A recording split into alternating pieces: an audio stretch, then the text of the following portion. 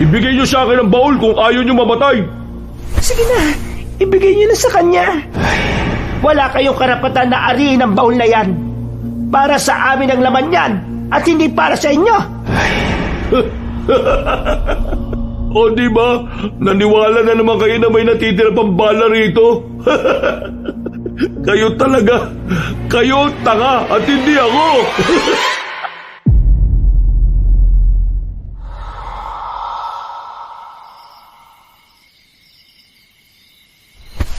Kapal naman ang mukha mong sabihan ako na walang pera. Bakit? Ano ba tinapos mo? Katapusan ng mundo? Kung makapagsalita ka, akala mo kung sino ka matalino ah. Wala ka rin naman narating. Puro ka bulakbol nung pinag-aaral ka, kaya simpleng sentence hindi mo maintindihan. Bakit ka ba nagagalit? Tama naman sinabi ko ah. Wala kang kwenta pagdating sa pagtulong kay Papa. Mampira ka kasi. Kakausapin mo lang na maayos yung kliyente, hindi mo pa magawa. Palagi kasing mainit ulo mo eh. Kaya wala kang syota kasi ganyan ang ugali mo eh. May pabasag-basag ka pa ng flower base. Kala mo naman talaga, may bitaw eh. Bakit? Tingin mo, ito lang ang kaya kong gawin? Bakit hindi natin subukan? Ano? Pasensya ka na ah. Kahit kasi wala akong tinapos na degree, disente akong tao. Di kita papatulan dahil baka bumaba moral ko. Manap pa na lang ng ibang walang kwentang tao para kalibel mo. Ang sabihin mo, duwag ka. Noong mga bata nga tayo, lagi kang umuuwing umiiyak eh. Kasi, duwag ka. Hanggang ngayon, dala-dala mo pa rin yun eh. Duwag ka kasi. Isip bata ka lang. Matagal na yung big deal para sa'yo. Wala ka nang ibang may bato sa akin eh.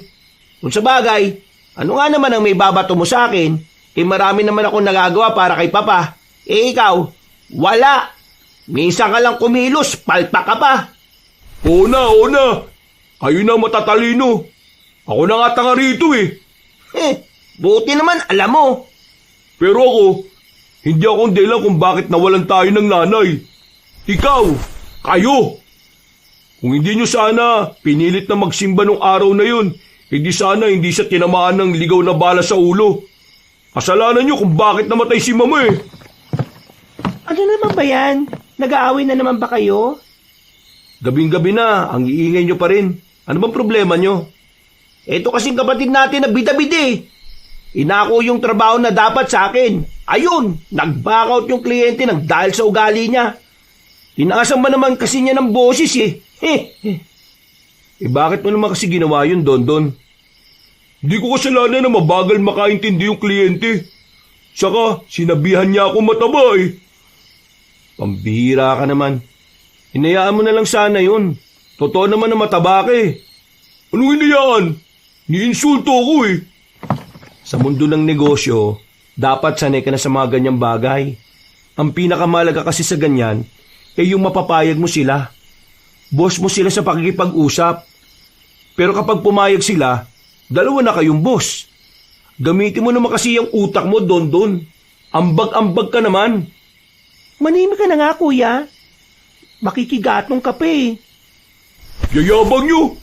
Kala nyo naman kung sino magagaling. Kung sana, binigyan lang ako ni Papa ng tamang spotlight.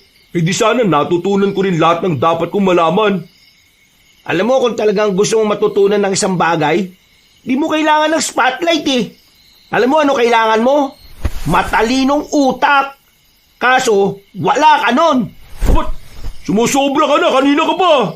Ano ba? Tumigil nga kayo. Ano ha? Maagas ka, di ba? Ano? Ha? Abay, wisit ka. Ano pala? Gano? Ha? Ano? Uy! Tigil nyo na nga yan. Pareho naman kayong palyado eh. Kahit na magsuntukan kayo riyan, ako pa rin naman ang pagkakatiwalaan ni Papa. Dahil ako ang mas may alam sa lahat. Sus! Nagbuhat ka na naman ng bangko. Kahit na kailan, napakayabang mo talaga. Ikaw ang may alam ng lahat? Mas hirap na hirap nga si Papa kapag ikaw ang kasama niya eh. Alam mo ba kung bakit nahihirapan siya kapag magkasama kami? Kasi naman, ang dami naming kliyenteng dapat kausapin. At ang mga kliyente na yon, lahat pumayag dahil sa akin. Kaya kayong dalawa ha, Kahit na magpatayan kayo, wala rin mangyayari. Kuya Rigor naman kasi, huwag ka na nga makisali. Kailangan kasi ng dalawang to makarinig ng real talk eh. Para naman mas naiintindihan nila na walang karapatang mag-away yung mga taong wala namang silbi. Uy, magdahan-dahan ka sa pananalita mo ha. Baka hindi kita matansya. Huwag ka masyadong mahangin, Rigor. Baka hindi mo kayanin kapag sinaktan kita. Ano, idadaan mo ako sa laki ng katawan mo? Sa mga taba mong nakalaylay? Abag gago ka rin talaga, no? Ha? Matagal na ako nagtitimpi sa'yo, ha? Bitiwan mo ako! Buisit ka! Aray ko! Gusto mo ba? Ano, ha? Sinabi nang tumigil na kayo eh. Ay, anong kaguluhan to, ha? Anong ginagawa niya? Saka lamang tumigil ang tatlong binata nang dumating ang kanilang uugod-ugod ng ama. Gamit-gamit na matanda ang tungkod nito at inaalalayan pa ng isang bodyguard. Huminahon naman ang tatlong lalaki. Hingal na hingal sila at mararamdaman pa rin ang galit sa isa't isa. Habang si Isabel naman, napasandal na lang sa gilid. Para itong isang ina na hindi maawat ang mga anak. Naabutan kasi namin ni Kuya Rigor na nag-aaway itong si Kuya Larry at Kuya Dondon. Dahil daw sa kliyenteng nag-back out. Tapos, maya-maya lang, nakikipagsagutan na rin itong si Kuya Rigor. At nagkandalabo-labo na sila. Hindi ba kayo nahihiya kay Isabel? Siya itong bunso at nag-iisang babae. Siya pa itong nangungunsumi sa inyong mga kuya niya. Larry, sinabi ko naman sa iyo na ayos lang ang nangyari. Hindi mo na kailangan pagsisihin si Dondon dahil ayaw ko rin naman ng kliyenteng yon. Ikaw naman, Dondon, sinabihan na kita na huwag ka nalang papatol. Pero anong ginawa mo? At ikaw, Rigor, ikaw ang panganay, pero nakisali ka pa sa mga yan. Buti nga wala akong hawak na baril eh. Lakasan mo! Huwag kang bumubulo kung talagang matapang ka! Tumigil na kayo! Malapit na nga akong mamatay eh. Ganyan pa ang ginagawa niya. Sa halip na nagtutulungan kayo, ay mas lalo pa kayo nagkakawatak-watak! Sa sinabing yun ng matandang lalaki ay tanging si Isabel lamang ang nabigla. Habang ang tatlong lalaki naman, normal lang ang reaksyon. Bagay na nagdulot ng palaisipan para sa dalaga. Agad siyang lumapit sa kanyang ama. Pa, anong sinasabi mo? Meron akong problema sa kidney ko. At ang sabi ng doktor sa akin, baka hindi na ako tatagal ng 1 taon. Nagbibiro ka lang, di ba, pa? Hindi. Ito talaga ang totoo. Kaya madalas na akong umaalis kahit madali na akong mapagod ay dahil kailangan kong magpatingin sa doktor palagi. Mga anak, malapit na akong mawala sa mundong ito. Kaya naman, sana'y magkasundo na kayo.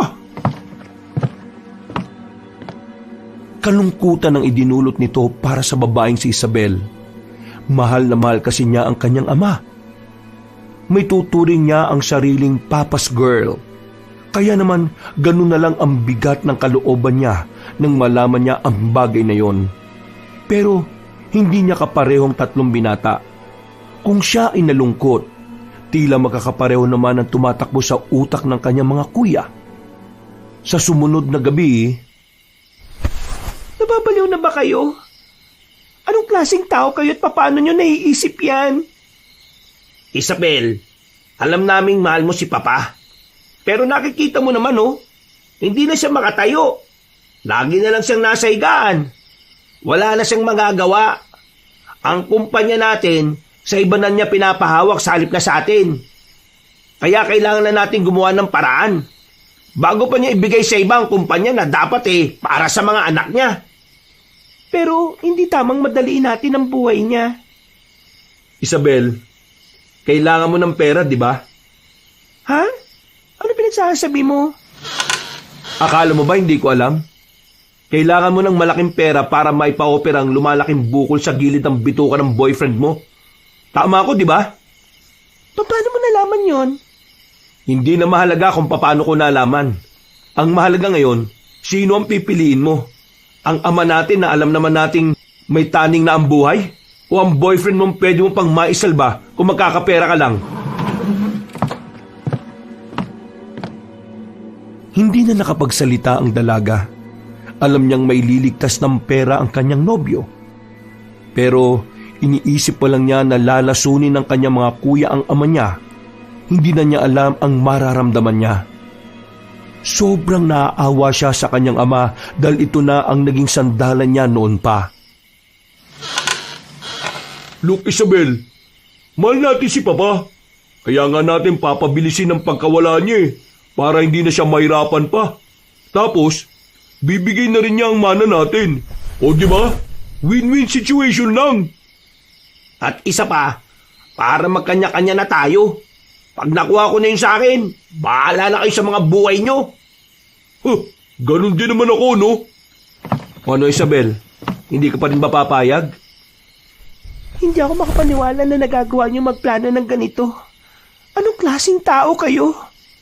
Isabel naman, nagiging practical lang kami. Kung hindi mapupunta sa atin ang yaman ni Papa, baka mamatay tayong lahat sa gutom. At kung patatagalin pa natin ang buhay niya, baka marami pang magbago. Nakakalimutan mo na yatang may mga kapatid niya si Papa na maraming anak. Kung doon niya ipamana yung yaman niya, di nga tayong lahat dito. Umayag ka na kasi, Isabel. Para naman wala na tayong maging problema. Kaya mo bang isipin na maging cancerous na yung bukol ng siyota mo? Pipiliin mo yung taong alam mong wala ng pag-asa kaysa sa taong pwede mo pa namang iligtas. Ay nako, mag-isip-isip ka nga, Isabel. Nung mga sandaling yon, nakikita ni Isabel ang pagkakasundo-sundo ng kanyang mga kapatid. Yun ang unang pagkakataon na may isang bagay silang pinagkasunduan.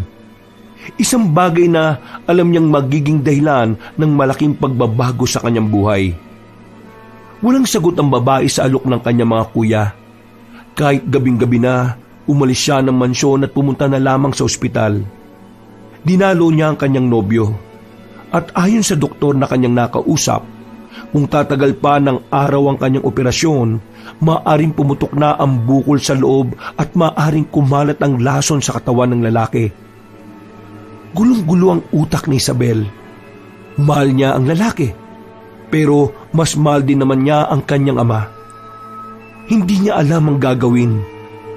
Bumalik siya ng mansyon dakong 2:00 na ng madaling araw. Oh, saan ka ba galing, Isabel? Madaling araw na. Nakapagdesisyon na ako.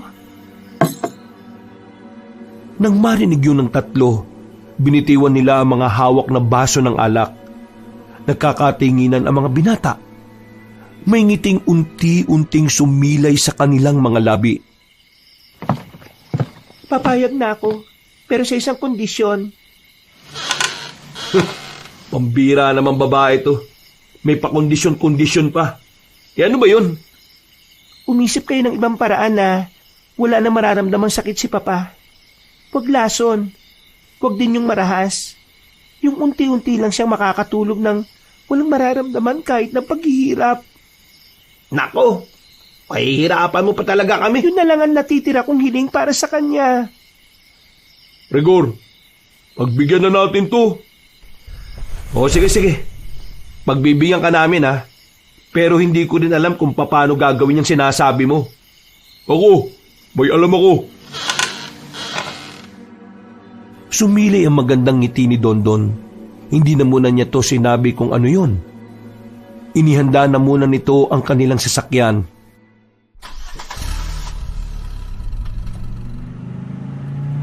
Ano ba kasing iniisip mong tanga ka?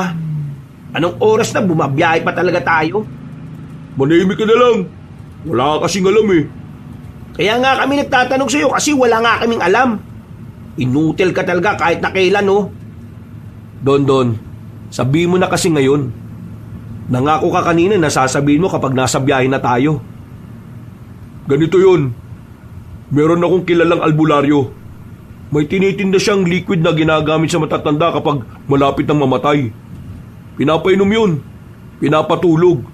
Tapos, hindi na magigising. Safe ba yan? Natawa ang tatlong binata sa tanong niya. Nakaramdam siya ng insulto, pero nanahimik na lamang siya. Gamitin mo nga utak mo, Isabel. Hindi safety ni Papa ang iniisip natin. Iniisip natin kung paano siya mapapadali. Don, siguraduhin mo lang na epektibo yung sinasabi mo, ha? Kasi malilintikan ka talaga sa akin. Bugbugin natin ang ungas na yan kapag walang kwenta yung naisip niya. Uy, kumalma nga kayo. Hindi malaman ni Isabel kung anong klase ng demonyo ang pumasok sa mga kapatid niya. Hindi naman ganito ang pagkakakilala niya sa tatlo. Napagtanto niya na talagang iba nga talaga ang naggagawa ng pera. Dahil dito, handa silang patayin ang ama nila. Makalipas lang ng ilang sandali, tumigil na rin ang kanilang sinasakyan sa harapan ng isang bahay. Sa labas pa lang ng bakuran, nakikita na nilang parang bahay nga yun ng isang albularyo. Marami kasing abubot sa labas. Mga gamit na parang ginagamit sa paggawa ng kung ano-anong halamang gamot. Kilala mo ba yung sinasabi mo? Hindi, pero lagi ko itong nadadaanan dati. Narinig ko lang yung tungkol dun sa liquid na pinapainom niya. Hindi mo naman pala kilala, sinaulo ka. Baka mamaya tayo ang patayin yan eh. Utak mo may ubo. Tingin mo papayag tayo? Kaya nga ako nagdala nito oh. Oh, bakit ka nagdala ng ganyan? Itago mo nga yung baril na yan. Proteksyon to sa sarili natin. At pwede ko rin gamitin kay Larry kapag nabwisit na ako sa taong to. Oy, huwag ka magbiro ng ganyan ha. Baka sa'yo ko gamitin yan.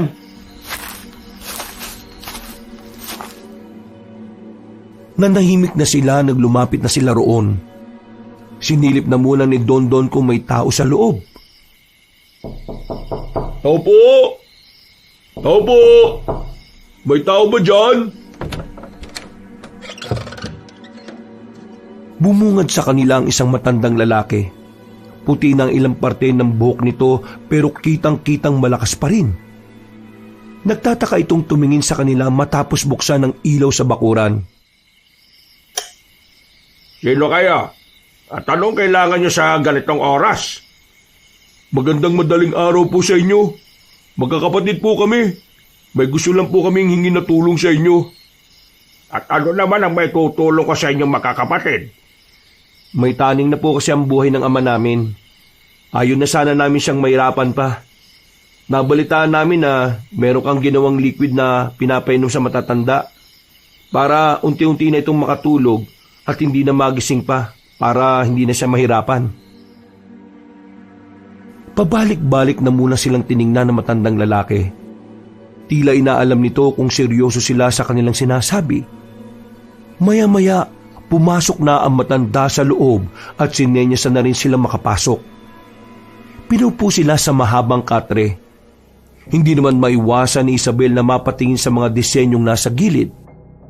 Nanibago siya sa mga nakikita. Para kasi sa kanya, parang hindi naman talaga totoong albularyo ang napuntahan nila. Ang tunay kasing albularyo para sa kanya ay yung kagaya rin nila ng Panginoon na sinasamba. Pero sa nakikita ng dalaga, mga imahe ng demonyo ang mga nasa pader. Noong nakarang taon pang huling may pumunta dito sa akin para sa parehong gusto ninyo.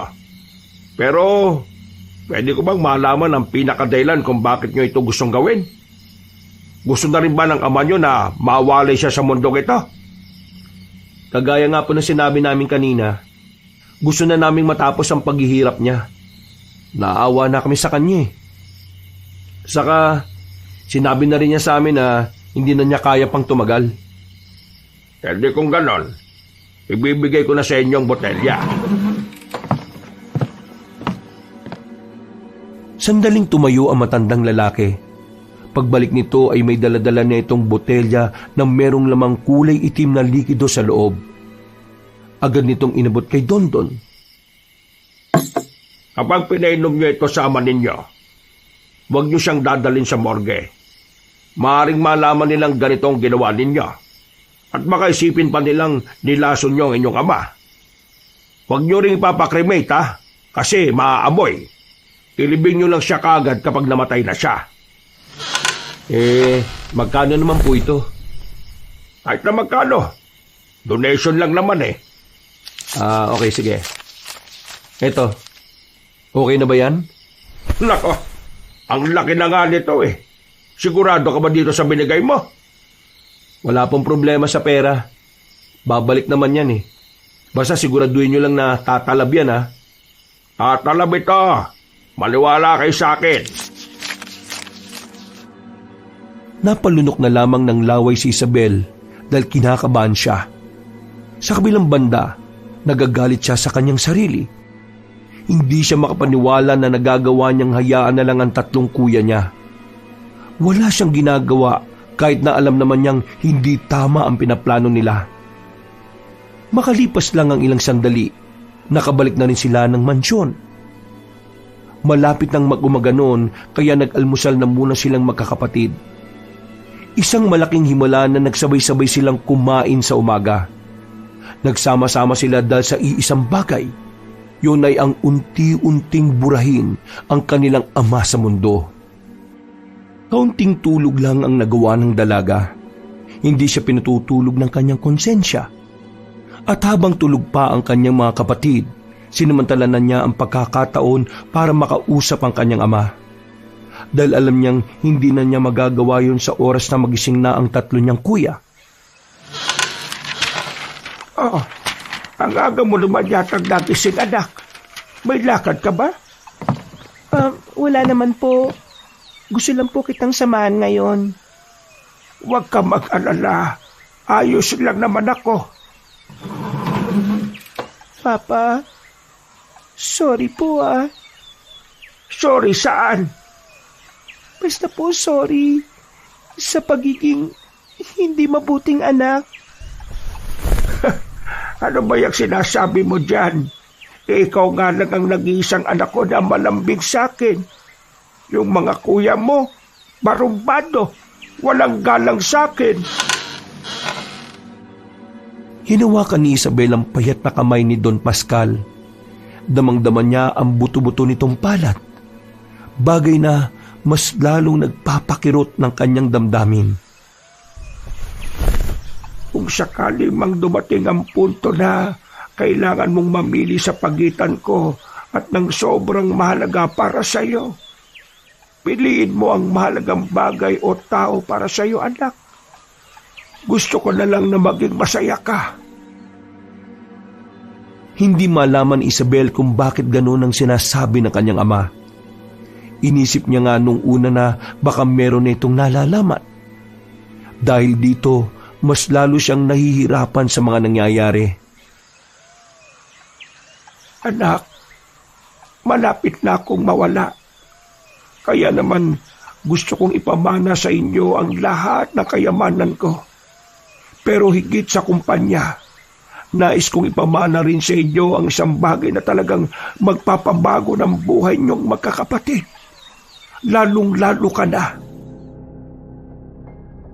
Biglang nakaramdam ng kaba ang dalaga sa sinabing yun ng kanyang ama. Tingin niya, meron pang itinatagong yaman ng kanyang ama, bukod sa mga ari-arian nila at kumpanya nila. Ang kaso nga lang, hindi na naituloy ni Don Pascal ang sasabihin ng sunod-sunod na itong umubo.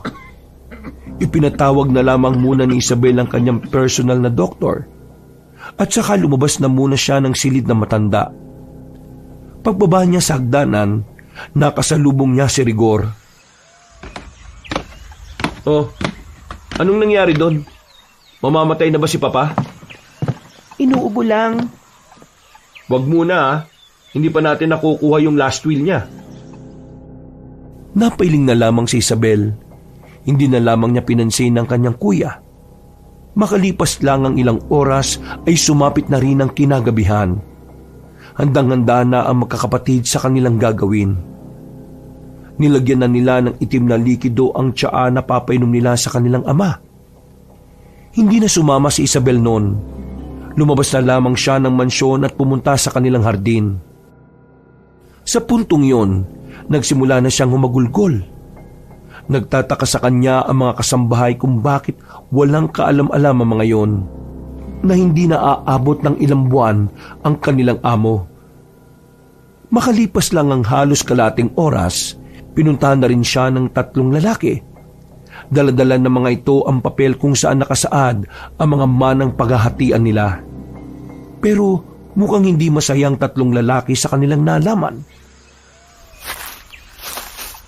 Anong paghahatian natin sa kumpanyang nalulugi na pala?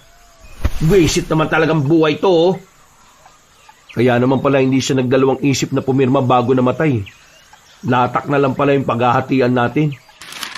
Ay nako, nakakainis talagang buhay to, oh. Dapat pala hinintay na lang natin siyang mamatay, eh. Nagmadali pa tayo. Wala naman pala tayong mapapala. Anong sinasabi nyo? Anong nangyayari? Yung kumpanya natin, mag-6 na buwan na palang nalulugi. Wala na tayong mamanahin doon. Puro barya na lang. Kasi baka sa susunod na buwan, bumagsak na yon. At iba na rin ang humawak. Halos nanlambot si Isabel. Hindi na niya alam kung paano niya pa may sasalba ang buhay ng kanyang nobyo kung walang mapupuntang pera sa kanya. Wala na ba talagang yaman si Papa na pwede natin paghatian? Nakakainis naman tong tatay natin, oh. Bakit hindi man lang niya sinabi sa atin ang tungkol doon? Merong nasabi sa akin si Papa kaninang umaga. Napaayos ng upo ang kanyang mga kapatid nang marinig yon. Tila bumakas ang pag-asa sa mata ng mga ito. Ang sabi niya, may isa pa raw siyang yaman na ibibigay niya sa atin. Pero hindi na niya nasabi kung ano eh. Bigla na lang kasi siyang inubo-ubo. Yaman? Teka. Bakit? Alam mo ba kung nasaan yun? Baka naman suluhin mo lang, ha? Huy, manahimik na nga muna kayo. Nasaan ba si Aling Hermina? Bakit? Anong meron sa kanya? Naalala ko na. Nung nakaraang taon, narinig ko si Papa at Aling Hermina na nag-uusap. May pinag-uusapan sila na kapag namatay raw si Papa, may ituturo si Aling Hermina sa atin na mamanahin natin. Tama. Si Aling Hermina ang pinakamatagal na niyang kasambay, eh. Kaya sigurado may nalalaman nga siya. Teka lang naman.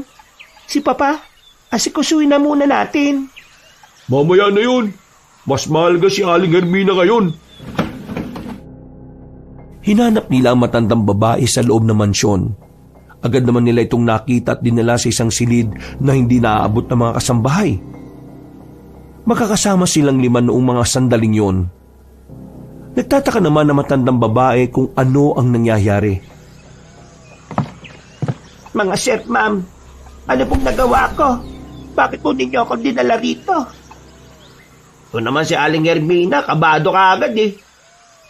Aling Hermina, wala kaming gagawing masama sa'yo. Kailangan ka lang naming makausap. Tungkol ito sa mana namin kay Papa. Eh, bakit sir? Wala na po ba si Don Pascal? Ay nako, ako lang muna magtatanong, Aling Hermina. Makinig ka na muna, pwede ba? Huminga ng malalim si Rigor. Pinaupo nila matandang babae. Nung mga oras na yun, kabado rin si Isabel kung makikisama ba sa kanila si Aling Hermina. Kilala niya kasi ang matanda. Mas malino pa sa tubig ang katapatan nito sa kanilang ama. Kaya nababahala siya na baka hindi nito sabihin sa kanila. Aling Hermina, magsasalita ba kayo o hindi? Pagbana. Oo, alam ko kung nasaan. O yun naman pala, eh. Nasaan nga? Ituro mo na sa amin at ang mapaghatian na namin. Isa yung baol na kasing laki ng planggana. Kulay itim na baol na may malaking kandado. Nasa akin ang susi. Ibibigay ko sa inyo dahil sa inyo naman talaga yon ipinamana ni Don Pascal. Saan nga nakatago? Diyos ko naman, dami pang sinasabi. Wala yun dito. Inutusan niya akong ilayo rito.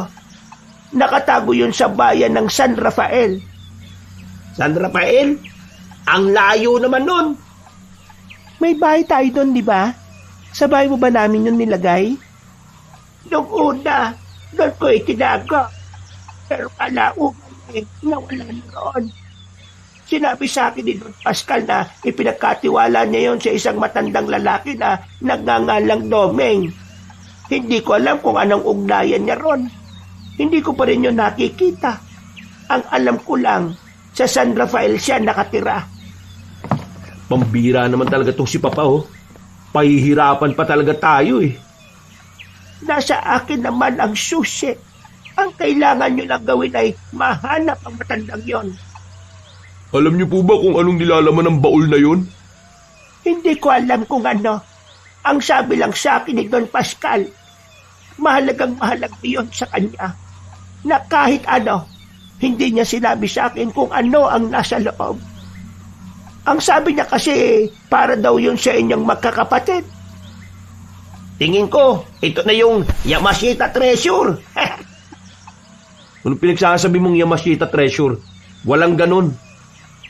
Aling Hermina, ibigay niyo na nga sa amin yung susi. Pagkatapos naming asikasuhin si Papa, pupuntahan na kagad namin yon. Pakiramdam ko talaga, mga diamante galing sa ibang bansa yung naroon, eh. Naalala niyo ba nung umuwi si Papa galing sa Australia? Nabanggit niya noon na mag-uuwi siya ng diamante galing sa mga kaibigan niya ron. Sa sinabing yun ni Dondon, tila nagkislapan ng mga mata ng magkakapatid. Ang bukod tanging hindi lamang masaya noon ay ang matandang si Hermina. Si Isabel, tuluyan na rin bumigay. Nagagawa na nitong maging masaya kahit na alam niyang wala na rin ang kanyang ama. 2 araw ang nagdaan. Wala nang burol na naganap. Matapos may paalam ni Rigor sa kumpanya na wala na ang kanyang ama, inilibing na rin nila ito. Wala na silang oras para makihalubilo pa sa lahat ng nakilibing. Kaya pagdating pa lang ng hapon, umalis na sila ng sementeryo. Nagmamadali silang binyahe ang daan patungo ng San Rafael. Maliwanag ang usapan natin kanina, ha? Pantay-pantay ang hatian, ha? Walang makakalamang. Baka may isang tarantado dyan na magpupumilit pa, ha? Bakit hindi mo yan sabihin kay Rigor? Hoy, manahimik na nga muna kayo. Kapag ako nainis, ibabangga ko itong sasakyan na to para wala nang makinabang, eh. Pwede ba? Huwag kang nga magbiro ng ganyan. Para kang timang. Pinag-uusapan nyo na kagad ang hatian, eh. Di pa nga natin alam kung saan natin hahanapin yung doming na yun. Ang laki-laki kaya ng San Rafael, para lang ipaalala ko sa inyo, ha. Kaya nga sabi ko kanina, di ba? Umupa na tayo ng bahay doon para hindi na tayo pabalik-balik. Sigurado naman kasi, hindi tayo isang araw lang doon sa paghahanap. Magandang ideya yan, Larry. Kuya Rigor, yung bahay kasi natin doon katabi lang naman ng San Rafael. Hindi pala siya sa pinakaloob. Nanahimik na lamang sila at itinuon ang kanilang atensyon sa biyahe. Sa sandaling ito, nararamdaman ni Isabel ang magkahalong emosyon. Pero kaba at konsensya ang naghahari sa kanyang kalooban. Kinakabahan siya dahil hindi niya alam kung magkakasundo pa rin ba sila magkakapatid kapag nakuha na nila ang yaman. Nakukonsensya naman siya dahil alam niyang merong buhay na nawala ng dahil sa yaman na yon. Paano naman tayo makakapasok dyan kung may harang? Tingnan nyo. Baka naman kasi matagal lang saradong lugar na yan. Wala talaga kayong kaalam-alam? Pambira naman. Doon pa sa kabilang bagong daan. Rigor, hindi dito. Lumang daan na to, eh. Alam mo naman pala, hindi mo pa sinabi kagad kanina. Tanga ka rin, no? Bakit? Nagtanong ka ba? Kailangan pa bang itanong? Alam mo namang pare-pareho tayo naghahanap ng lintik na baul na yon. Tama na nga. Magkaisa na nga lang tayo para sa kayamanan na yon. Mas lalo tayong walang mapapala kung ganyan kayo palagi. Pinatakbo na lamang ni Rigor ang sasakyan. Halos 5 minuto pa ang binyahe nila dahil malubak ang daan. Nang makarating na sila sa bukana ng San Rafael, nakita agad nila ang mga kabahayan sa loob. Puro sementado na rin pala ang mga bahay roon. Bumaba sila. Sandaling sinuyod ng tingin ng paligid. Ayos din pala rito eh. Ganito na rin mga bahay sa bayan, di ba? Progresibo na kasi itong lugar na ito. Ano ba ibig sabihin nun? Malamang alam ko yun. Di naman tayo pareho ng utak eh. Hoy! Bumalik na kayo rito. Bakit ba kayo nasa labas? Ang sabi ko, paalis lang ng kahoy. Tumambay na talaga kayo dyan. Mga inutil talaga itong mga to. Oh. Nang pumasok na si Dondon at Larry sa sasakyan, ay umabante na rin sila papasok ng baryo ng San Rafael. At dahil 6:00 pa lamang ng gabi noon, may mga tao pa rin naman sa labas. Nakatingin pa ang mga yun sa kanila. May lumapit pa at nagtanong kung ano ang gagawin nila sa lugar. Nagdaylan na lamang sila na magbabakasyon sila. Tinuro sa kanila ng mga tao ang dulong parte ng San Rafael, na kung saan wala na gaanong bahay roon. Kung meron man, ay magkakalayo naman. May nakausap silang lalaki na may-ari ng isang paupahan. Malaking bahay ang nakuha nila para tirhan ng ilang araw. Maarte kasi ang 3 lalaki. Hindi sanay na matulog ng makakatabi. Matapos makausap ang lalaki, ay nagbayad na rin sila. Pansamantala lang naman sila roon kaya hindi na nila kailangan ng maraming gamit. Maayos na kama at malinis na unan lang ay sapat na sa kanila. Okay na rin tong bahay na to. Ang mahalaga eh, may matutulugan na tayo. Saan tayo magsisimula ngayon? Mamaya, pagtapos ng dinner, lalabas tayo.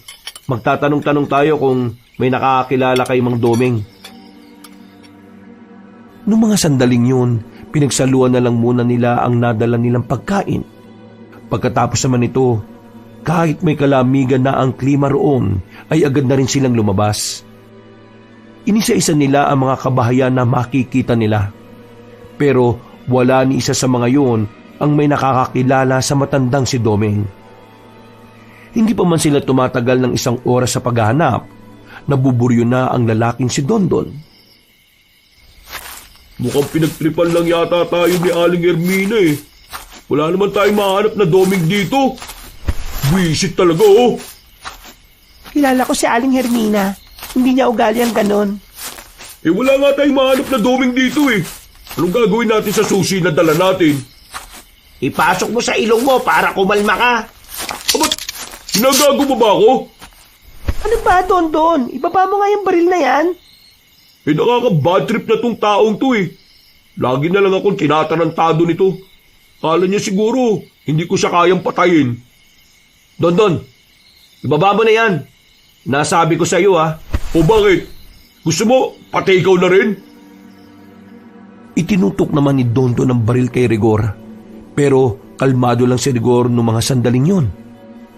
Napabuntong hininga na lamang ito at mabilis na inagaw kay Dondon ang baril. Nagulat naman silang lahat sa ginawang yon ni Rigor. Sa ating lahat dito, ako may kalaman sa paghawak ng baril dito. Tandaan nyo, criminology ang unang course na pinasok ko. Kaya ikaw, Dondon ha, umayos ka. Baka ituloy kong iputok to sa'yo. Parang batang bigla na lamang umamo si Dondon. Hindi na binalik ni Rigor ang baril sa kanya. Habang si Larry naman natatawa na lamang sa gilid.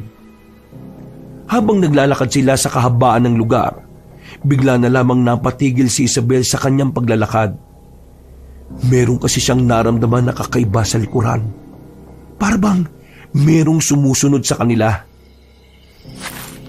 Hoy, anong tinatayo-tayo mo dyan? Halika na! Sandali lang. Ano bang problema, Isabel?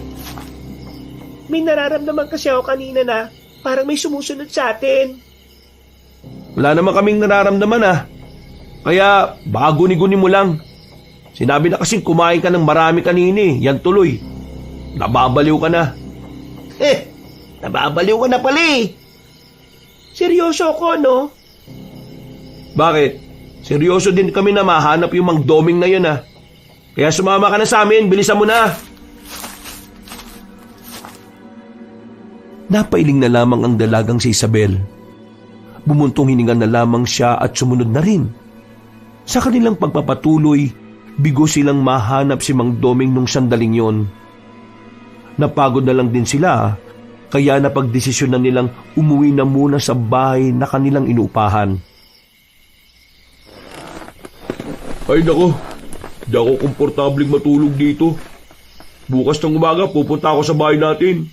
Malapit lang naman dito yun eh.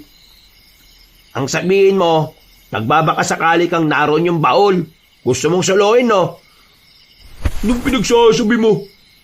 Walang aalis dito hanggat hindi natin nahahanap yung Mang Doming. Ang sino mang umalis, hindi nahahatian kapag nahanap na yung baol. Di wag. Magpahinga na kayo. Maaga pa tayo bukas. Good night, mga kapatid. Tanga, huwag kang matulog. Baka pumasok ako sa kwarto mo at sakaling kita. Sus! Di mo magagawa yan. Wala ka ng baril eh. Kanya-kanya ng pasok ang mga yon sa mga silid.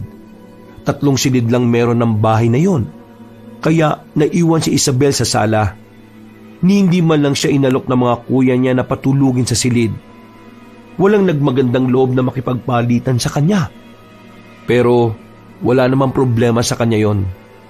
Noon pa man, sanay na siyang hindi babae ang turing sa kanya ng mga kapatid niya. Humiga na lamang siya sa sofa. Bumuluktot siya roon dahil malamig ang klima. Wala pa siyang kumot. Tis-tis na lang talaga ang kanyang ginawa. Makalipas ang kalahating oras, hindi pa rin makatulog ang dalaga. Samantalang ang mga kuya niya naririnig na niyang nahihimbing na sa pagtulog. Bukod sa hilik ng mga kapatid niya at ng lamig ng klima, isa pa sa dahilan kung bakit hindi siya makatulog ay ang nakikita niyang anino sa may bintana. Sino ba yung nasa labas na yun? Nilakasan ng dalaga ang kanyang kalooban. Mabilis siyang sumilip sa bintana. Nakita niyang 3 lalaki na hindi mapakali. Pasilip-silip sa bahay nila. Meron pa nga lumapit sa tapat.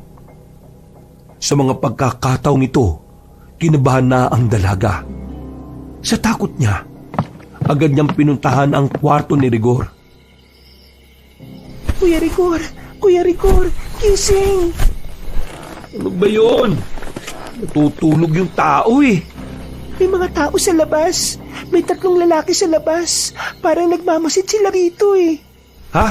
Ano? 3 lalaki. Basta masama ang kutob ko. Padabog na bumangon ang binatang si Rigor at kinuha ang baril sa ilalim ng unan.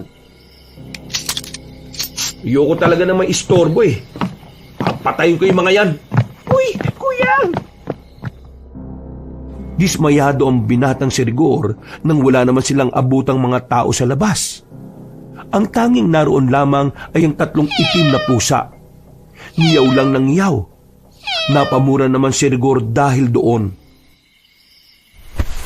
Sabog ka ba, Isabela? Kailan pa naging tao tong mga pusa na to? Nakita ko kasi talaga kanina.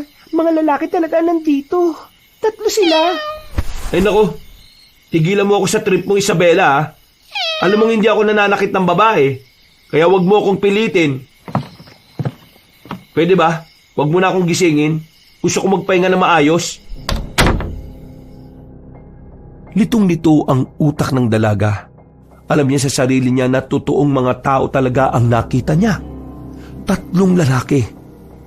Isasarado na sana niya ang pintuan sa sala nang mapansin niya ang 3 pusa. Nakatingin ito sa kanya na parabang nakakaintindi.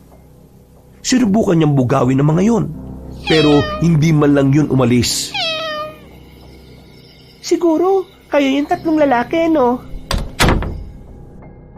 Pabiro na lamang niyang sinabi yon, sabay sara na ng pinto. Nang bumalik na siya sa higaan, bigla na lamang niyang naisip na papaano kung ang 3 pusa na yon ay ang 3 lalaking nakita niya. Kahit na alam niyang imposibleng mangyari yon, hindi pa rin yun mawala-wala sa isipan niya. Tumayo siya ulit at sumilip sa bintana. Pero sa pagkakataong yon, wala na ang mga pusa. Napailing na lamang ang babaeng si Isabela. Bumalik na lamang ang dalaga sa kanyang pagtulog. Noong mga sandaling yun ay wala na rin namang nanggulo sa kanya. Kinabukasan, maaga silang nagising. Medyo maingay ang San Rafael kapag maliwanag na. Nagkataon pa kasing malapit ang palengke sa kinaroroonan nila. Halos 5 minutong lakaran lang yon. Sa lakas ng sigawan ng mga tao roon ay umaabot talaga sa bahay na inupahan nila. Diyan ka natulog? Hindi ba halata? Sira ulo talaga yung Dondon na yun, oh. Ang usapan namin, dyan muna siya ngayon, eh. Tapos bukas ako naman dyan. Hindi pala nakipagpalitan ng sira ulo. Hindi, ayos lang yon. Sanay naman na ako sa ganito eh. Oh, nandyan na pala kayo. Nasaan si Dondon? Naliligo pa. Ang tagal nga eh. Iwanan na kaya natin? Hintayin na natin. Baka mamaya kung anong gawin pa niyan eh. Oh, bakit ganyan ang mukha mo, Isabel? Huwag mo sabihin, iniisip mo pa rin yung nangyari kaninang madaling araw. Sandali lang. Anong nangyari kaninang madaling araw? May tinatago kayo, no? Tanga, pinagsasabi mo. Ito kasing si Isabel kanina, ginising ako. Sabi niya may mga lalaki raw na nasa tapat. Pero pagbukas naman namin ng pinto, puro pusang itim lang naman ang nandun. Sabihin niyo kay Dondon ha, bilisan niya. Paparado ko lang ng maayos yung sasakyan. Nakabalagbag pala. Uy, Isabel, totoo ba yun? Oo, totoo. Pero hindi ka rin naman maniniwala eh. Tungkol dyan, may nakita rin ako kaninang madaling araw. Lumabas kasi ako noon para umihi. Tulog ka noon. Baka bumalik. We, di ka nga nagbibiro? Oo nga, ulit mo. Akala ko nga lang mga tambay sa labas eh, kaya hindi ko na pinansin. Bakit? Ano ba tingin mo sa mga yun? Ewan ko, basta. Hindi ako komportable. Iniisip ko nga na sila yung pusa eh. Ha? Paano mangyayari yun? Ano yun? Aswang? Hindi agad nakapagsalita ang dalaga nang marinig ang sinabing yun ng kanyang kapatid. Naramdaman na lamang niyang nagtindigan ang kanyang mga balahibo. Yun din kasi ang naiisip niya. Mas lalo pang nadagdagan ng kanyang kaba nang malaman na maging si Larry ay ganun din pala ang iniisip. Uy, para kang timang. Binibiro ka lang. Katukin mo na yung isa doon, oh. Nabubisit na si Rigor, eh. Umiling-iling na lamang siya at pilit na inalis sa kanyang isip ang mga narinig. Mga ilang sandali lang, sabay-sabay na rin silang lumabas ng bahay. Naglakad-lakad sila. Bawat madaanan nilang tao ay kanilang tinatanong. Pero bigo pa rin silang malaman kung saan nakatira ang matandang lalaki. Mas maganda kasi sana kung meron tayong picture eh. Sige nga, saan ka kukuha ng picture? Kay Aling Hermina, di ba siya naman na nagsabi nito?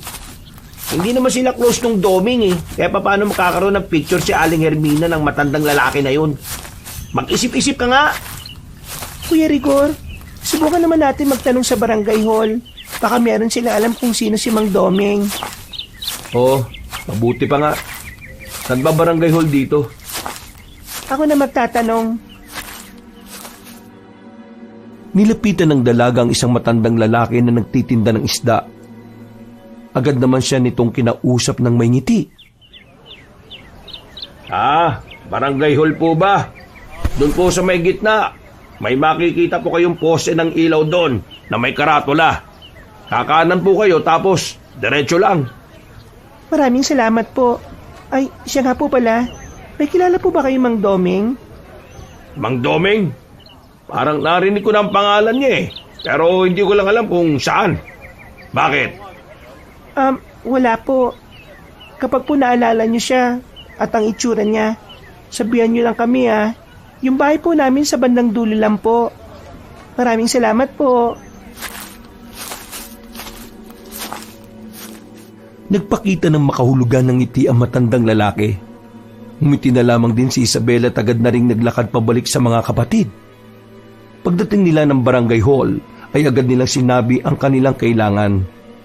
Pero sa kasamaang palad, wala namang nakakakilala sa doming na sinasabi nila. Nang dahil dito, naghihinala na sila na baka niloko lang sila ni Aling Hermina. Bandang hapon, dakong 4:00, pagod na pagod silang tumungo sa kanilang inuupahan.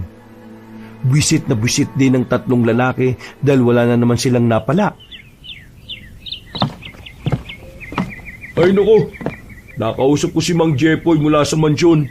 Ang sabi niya sa akin, wala na raw si Aling Hermina sa mansyon. Umalis daw kaninang umaga dala ng mga gamit niya. Wisit, mukhang hindi siya nagsabi ng totoo tungkol sa baul na yun ah.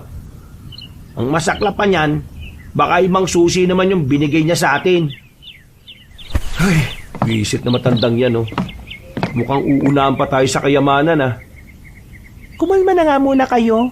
Hindi tayo makakapag-isip ng maayos kapag lahat kayo emosyonal eh. O sige nga, sabi mo nga kung anong pwedeng gawin. Hindi nakapagsalita ang dalaga. Kahit din naman siya ay hindi rin alam ang gagawin. Minabuti na lamang din niyang manahimik sa gilid. Tulala ang magkakapatid. Pare-parehong nag-iisip. Nang unti-unti nang kumakagat ang dilim sa paligid, isang matandang lalaki ang kumatok sa kanilang pintuan.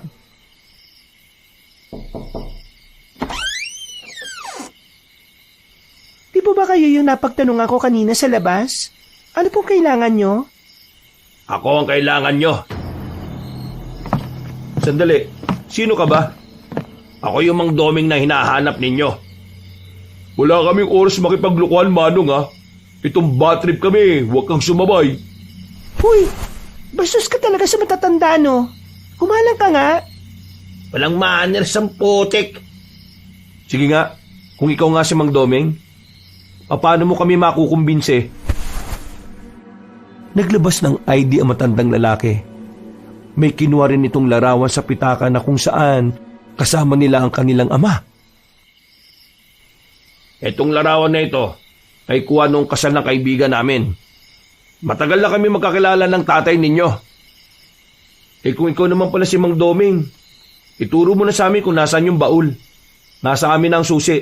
Bubuksan na lang namin. Bakit nyo kinukuha ang baul? Wala na ba si Pascal? Wala na. Namatay siya nitong nakaraan lang. May kanser. Huminga ng malalim ang matandang lalaki at saka napailing na lamang. Sinabihan ko kasi siya noon na ipatingin na sa eksperto yung sakit niya. Ayaw pa talaga. Pasensya na Mang Doming ha, pero wala kaming oras makipagdaldalan. Kailangan na naming malaman kung nasa ng baul. Tungkol sa baul, wala yun sa akin. Ba't tinatarantado niyo ba kami? Ang sabi sa amin ni Aling Hermina, ibinigay daw sa inyo ni Papa. Sino ba nagsasabi sa inyo ng totoo? Kuya naman, kumalma ka nga. Hoy Ligor, makinig ka nga muna kasi bago ka magmaktol dyan. Sige na Mang Doming, maupo kayo at sabihin niyo sa amin kung anong nangyari. Inihatid sa akin ni Hermina ang baul. May kasama pa nga siyang 2 lalaki nun. Inilagay ko ang baul dun sa bahay niyo, malapit dito. Pansamantala rin akong tumira dun. Kasi akong sinabihan ng tatay niyo na mag-alaga ng bahay. At bantayan na rin ang baul na binigay niya. Pero hindi ko inaasahan ang nangyari. May mga nagnakaw ng baul sa bahay. Sinubukan ko naman silang habulin pero nakakapagtaka na ang bibilis nilang makaalis. Ang bibilis nilang gumapang. Ewan ko kung maniniwala kayo pero tingin ko yung mga nagnakaw ng baul ay mga aswang. Ano? Anong aswang? Mang Doming, seryoso ka ba sa sinasabi mo? Aswang? Magnanakaw? At saka, anong aswang? Wala namang ganyan ah. Gawa-gawa lang ng mga matatanda yan ah.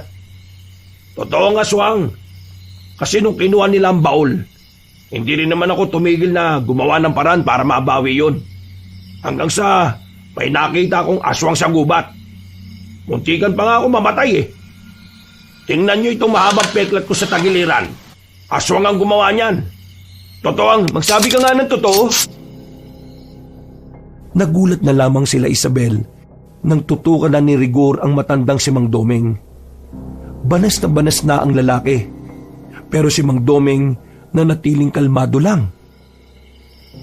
Pagod na kami dahil sa lintik na bowl na yan, ha? Kaya huwag mo na kaming tarantaduhin pa. Kuya, ano ka ba? Ibaba mo nga yan. Huwag mo akong hawakan. Madadamay ka, tingnan mo. Ako, pikon na ako, ha? Bro, kapag pinatay mo si Mang Domeng, lalong wala tayong mapapala. Mamili ka. Sino pagkakatiwalaan mo?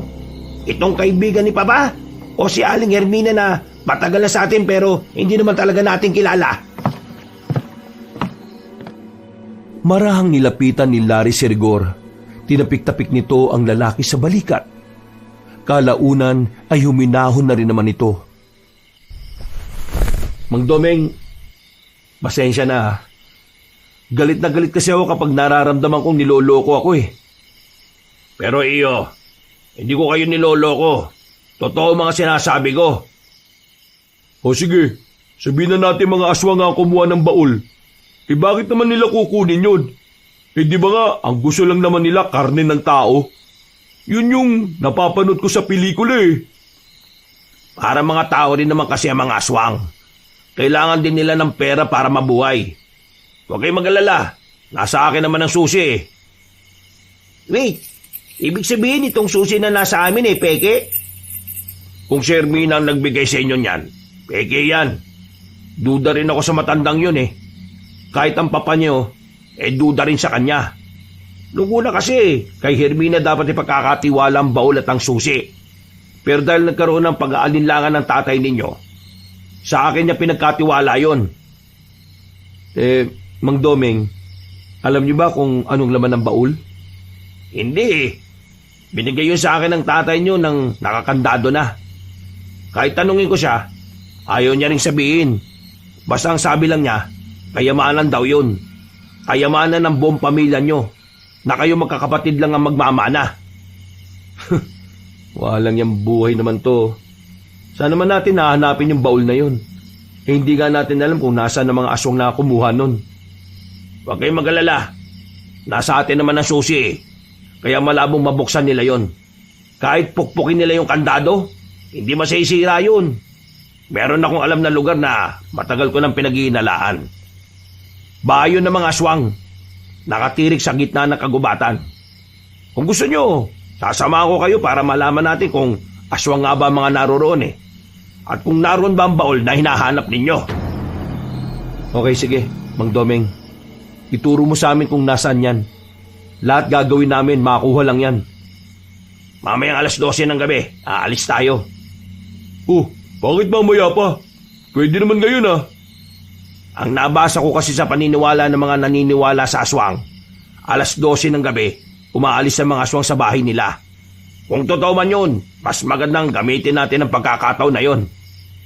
O sige, susubukan namin ang sinasabi mong yan, Mang Domeng. Wag mo sana kaming niloloko ha, kasi ayaw ko talaga sa lahat naman loloko. Pumapatay ako naman loloko. Sa sinabing yun ni Rigor, nakita nilang nakaramdam ng kaba ang matandang si Domeng. Noong mga sandali ding yun, pakiramdam ni Isabel, lumalabas na rin ang tunay na kulay ng kanilang panganay. Unti-unti tuloy niyang naiisip na baka totoo ang narinig niyang usapan noon ni Larry at Rigor na minsan merong napatay na babae ang lalaking si Rigor nang dahil sa panluloko. Nagpaalam na muna matandang si Domeng sa kanila. Kailangan daw kasi nitong ihanda ang mga gamit nito sa kanilang pag-alis. Nang sila na lamang ang magkakasama, hindi pa rin nila magawang pagkatiwalaan ang matandang lalaki. Ano sa tingin nyo? Nagsasabi ng totoo yung matandang yun? Oo nga, at kaibigan siya ng tatay natin. Pero paano tayo makakasigurado na talagang kinuha ng mga aswang ang baul? Bukas ng umaga, kapag wala tayong napala ngayon, puntahan mo yung bahay natin. I-check mo kung may baul doon. Wala rin akong tiwala sa Mang Domeng na yan eh. Kasi kung iisipin mo, no, sa dami ng pwedeng magnakaw, aswang pa. At kung aswang nga talaga, bakit yung baul pa ninakaw? Parang alam na alam nilang kayamanan ng laman ng baul na yun ah. Ibig sabihin, kaya alam ng mga aswangan tungkol sa baul, may nagsabi sa kanila. Ano yun? Sinabi ni Aling Hermina sa mga aswang? O baka isa rin siya sa mga aswang? Yung matandang yun. Aswang? O paano mangyayari yun eh? Bagal-bagal lang ang kumilos. Eh di ba lahat ng luto ni Mang Hermina walang bawang? Baka nga aswang siya. Ay, tigilan nyo na nga yung aswang-aswang na yan. Nakakairita na eh. Hindi naman totoo yan eh. Kaya lang naman ako pumayag kasi gusto ko malaman kung totoo yung sinasabi ni Mang Doming. Dahil kung hindi, babarilin ko na talaga siya. Sa mga sandaling ito, hindi malaman ni Isabel kung kanino ba siya matatakot. Kung sa kanyang Kuya Rigor ba na parang nagiging ibang tao kapag may hawak na baril, o sa mga aswang na hindi pa naman nila sigurado kung totoo ba talaga. Ay nako, mag-aalauna na wala pa rin yung matandang yun. Baka nga siguro niloloko lang tayo nun eh. Siguraduhin niya lang na hindi ko na siya makikita kapag ginawa niya yun. Oo, kalma. Ayun na oh. Alam niyo namang matanda eh. Babagal-bagal na kumilos yan. Tara, lapitan na natin. Mang Doming, Hoy, sensya na kayo at natagalan ako ha. Inasikaso ko pa kasi yung mga paa ko eh. Nabubog kasi ako kanina. Kaya yun, nilinisan ko lang muna. kaya niyo naman po bang maglakad pa? Oo, hindi naman sa talampakan ng sugat ko eh. Dito lang banda sa may ibabaw. Nabagsakan kasi ng garapon kanina. O tara na, ituro mo na sa amin kung nasan. Masasayang ang oras ko eh. O siya, sige.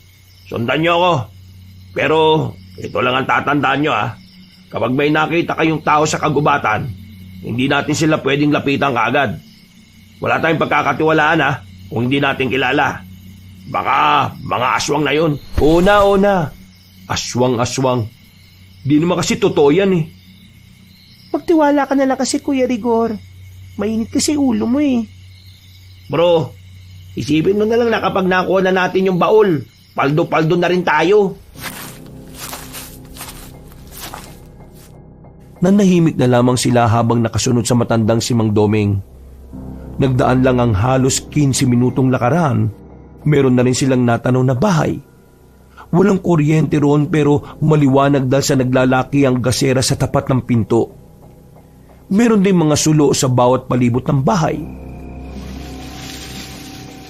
Ilang linggo ko nang binabalik-balikan to. Nagmamasid-masid lang ako. Pero hindi ako makalapit. Hindi ko kasi talaga sigurado kung aswang ba ang mga nakatira dyan o hindi eh. Pero madalas ko silang makita sa mga ganitong oras. Lagi silang umaalis. May mga naiiwan lang sa bahay nila para magbantay. Eh bakit nyo naman naisip na kayo na hinala sila?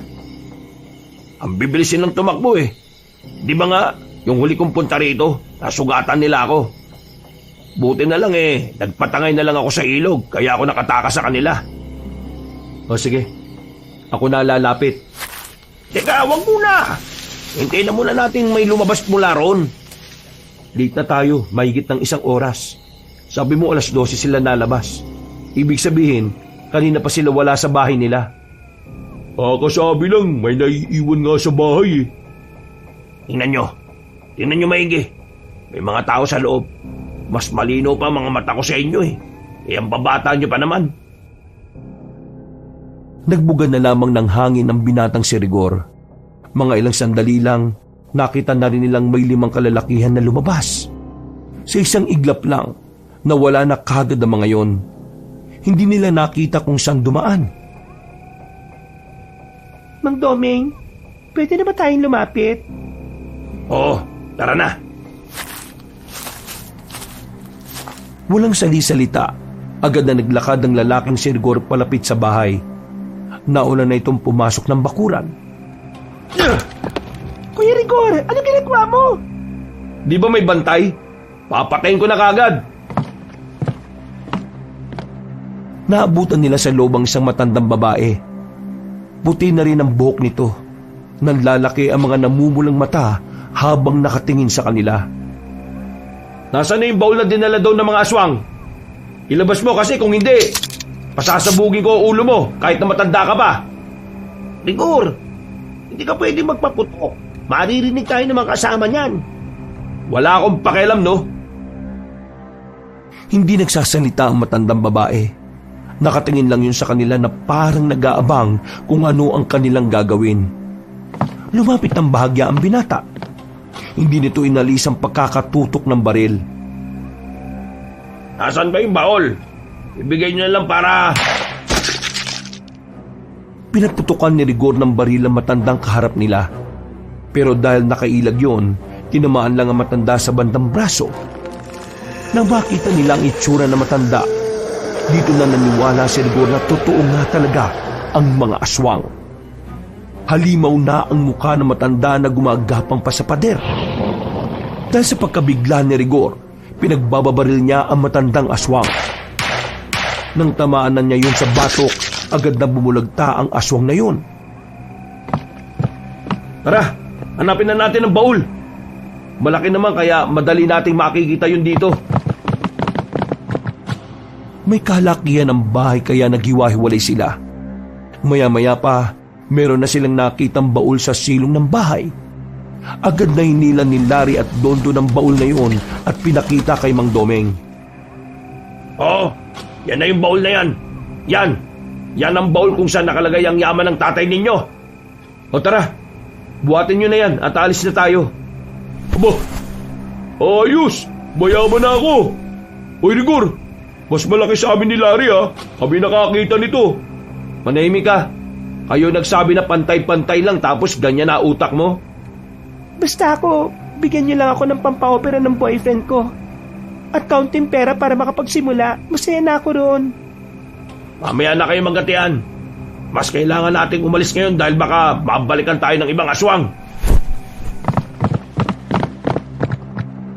Binuhat ni Dondo ng mag-isa ang baul, pero hindi pa sila nakakalayo, naramdaman na nila ang mga aswang. Agad silang nagtago sa gilid. Nung mga sandaling yun, nakaramdam na sila ng takot. Pakiramdam ni Isabel, mapapahamak sila sa oras na makita sila ng mga aswang. Habang nakatago sila, natatanaw pa nila ang mga aswang sa bahay. Galit na galit ang mga yon nang madat ng patay na ang isa sa mga kasamahan nila. Ginawa nila ang kanilang makakaya para madaling makalayo roon. Pero sa mga sumunod na sandali, nagkahiwa-hiwalay na sila. Nag-iba ng direksyon ng lalaking si Rigor pagkatapos agawin kay Dondo ng baul. Si Larry at Dondo naman ay naligaw na rin ng direksyon. Si Isabel at Mang Domeng pansamantala silang tumigil. Hinihingal ang matanda, kumikirot din ng sugat sa paa. Nako Iya, iwan mo na ako. Sundan mo mga kapatid mo at baka hindi ka pa nila hatian. Sige na, iwan mo na ako. Baka mapahama ka rin. Paano po kayo? Huwag mo akong isipin. Patanda na ako. Mahalaga na lang sa akin eh.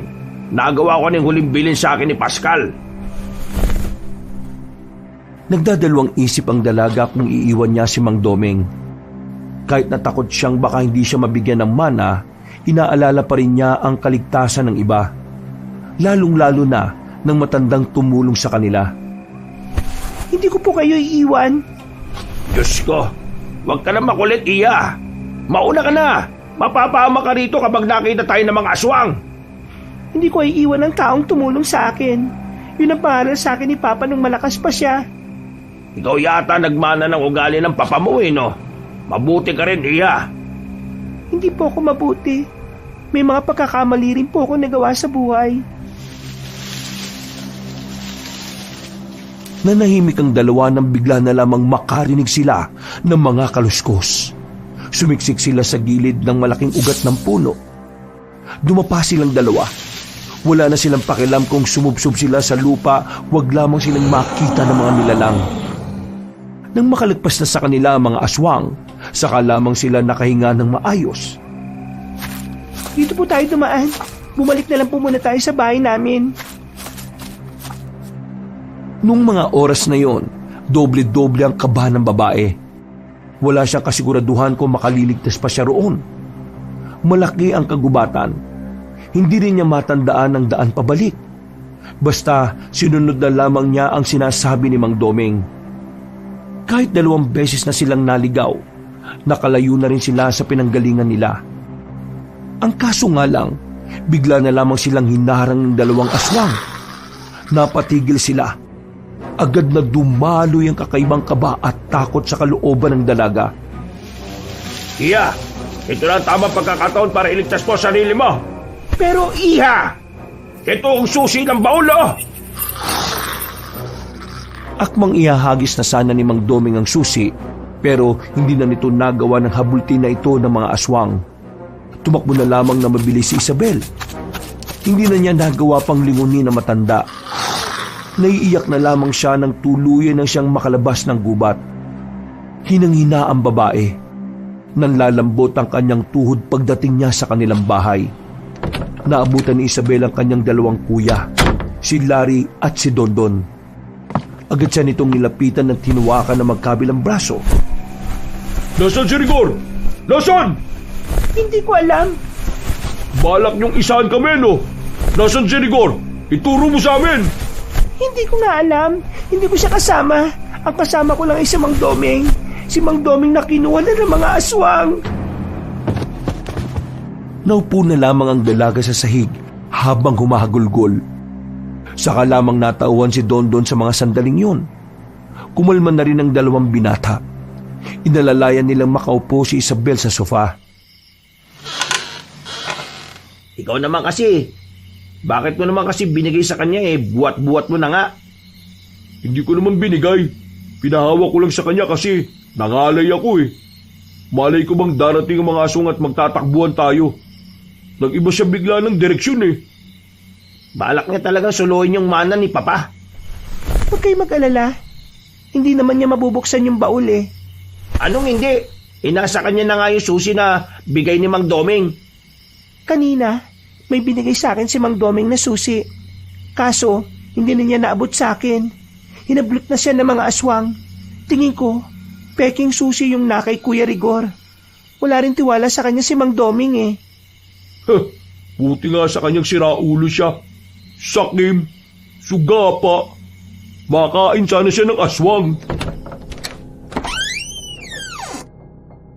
Sabay-sabay na lamang silang napalingon sa tapat ng marinig nilang dumating na si Rigor. Hindi pa man nakakapasok ng bahay ang binata, nilapitan na agad ito ni Dondon. Hinawakan ni Dondon ang kwelyo ni Rigor. Walang niya ka. Balak mo pa talaga suluin ang kayamanan na para sa ating lahat, ha? Ano? Pinagsasabi mo?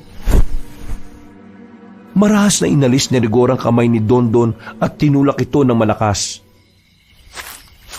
Sinadya mo talaga mag-iba ng direksyon kasi ayaw mo kaming hatian, sakim ka, siraulo ka.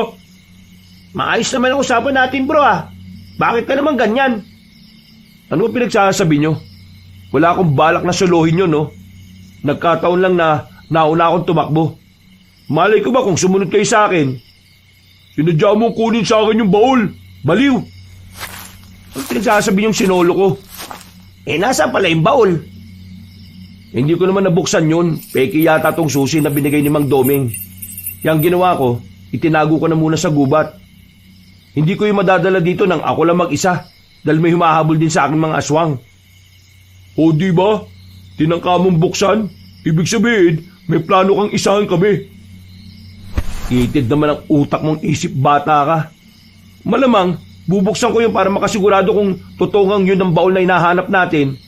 Ano ba minamaktol mo? Wala naman sa akin yung baul. Wala rin ako napala kasi niloko tayo ni Mang Doming. Balikan na natin yung baul at iuwi natin dito. Tapos, ipawasak na lang natin para mabuksan. Hindi mo basta-basta mawawasak yun. Sobrang tibay nun eh. Lalo na yung kandado. Kailangan talaga natin yung susi. Biniyag na ng mga aswang si Mang Doming. Kung sana hinintay nyo kaming dalawa, edi sana nasa atin na yung susi at nabuksan na natin yung baul. Lecheng buhay to. Kung kailan nasa atin na yung baul, wala naman yung susi. Buisit. Tingin ko, kailangan na muna natin puntahan yung mga aswang at kunin kay Mang Doming yung susi. Isan nga, babalik tayo sa bahay na yun. Malamang sa malamang, hindi natatambay ang mga aswang doon. Yun lang. Di ko rin alam. Nasa gubat lang ang mga yan. Suyurin lang natin yung gubat bukas. Papasok na sana si Rigor sa kanilang bahay nang biglang magsalita pa si Dondon na kinabwisit naman ng binata. Bigo ka sa pagtangka mong solohin ng yaman. Galingan mo sa susunod, ha? Hoy, ilang beses ko bang sasabihin sa'yo? Hindi ko intensyon na itakbo ang baul. Di ka ba nakakaintindi? O gusto mo barilin na kita ngayon? Sus, matapang ka lang kasi may baril ka eh. Biglang kinuha ni Rigor ang kanyang baril. Itinutok niya yung kay Dondon. Pero hindi na nagpapakita ng takot ang binatang si Dondon. Sa halip ay hinawakan pa nito ang baril at saka itinutok ng malapitan sa muka. O yan, iputok mo. Ano, kaya mo? Pwede ba? Huwag na nga kayo magganyan. Sa halip na nagkakagulo tayo, magkaisa na lang tayo. Saka na kayo mag-away kapag nakita na natin laman ng baul. Kaya mas lalo tayong nahihirapan eh. Kasi wala kayong pagkakaisa. Pareho kayong gahaman eh. Tama naman si Isabel eh. Kaya tigilan nyo na yan. Wala namang mangyayari kung isa sa inyo mamamatay. Mas malulugi pa kayo. Ibinabahan ni Rigor ang baril at saka bumuntong hininga. Ibinalik nito ang baril sa tagiliran.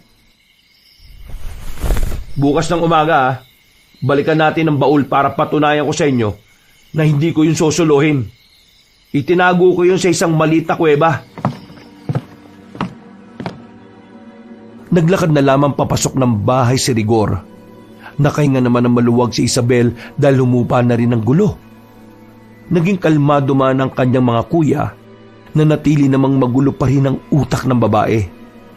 Naiisip niya pa rin ang huling eksena na nakita niyang hinablot ng mga aswang ang matandang si Domeng. Oh, pampantok lang. Baka hindi ka na naman makatulog bukas. Maaga pa alis natin. Maraming salamat, kuya. Isabel, kakampi mo ako rito. Wala akong tiwala kay Rigor at kay Dondon. Tayong dalawang dapat magtulungan. Anong plano mo? Nararamdaman ko kasi na papatayin tayo ni Rigor kapag nakuha na natin yung susi eh. Ganun din ang pakiramdam ko kay Dondon. Kaya bukas, uunahan ko na sila. Ano? Huwag ka nang maingay. Lakas ng boses mo eh. Papatayin mo yung mga kapatid natin para sa yaman? Napaka-inosente talaga ng utak mo eh, no? Isabel, tayo ang mamamatay kung hindi natin tatapatan ng kademonyohan yung dalawa nating kapatid. Kailangan natin palaban tayo. Kita mo naman na unti-unti nang lumalabas yung kulay ng dalawa, di ba? Tingin mo, susunod sila sa kasunduan na maghahati? Hindi. Parehong sakim yung dalawang yun eh. Pero kapatid natin sila, kuya. Sus, si Papa nga, kinaya nating mawala eh. Yung dalawang demonyo pa kaya? Hindi na nakapagsalita pa si Isabel. Nakaramdam na naman siya ng konsensya.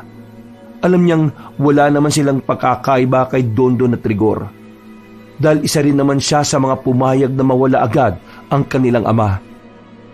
Bumuntong hininga na lamang ang dalaga at saka nilaklak ang alak na binigay ni Larry.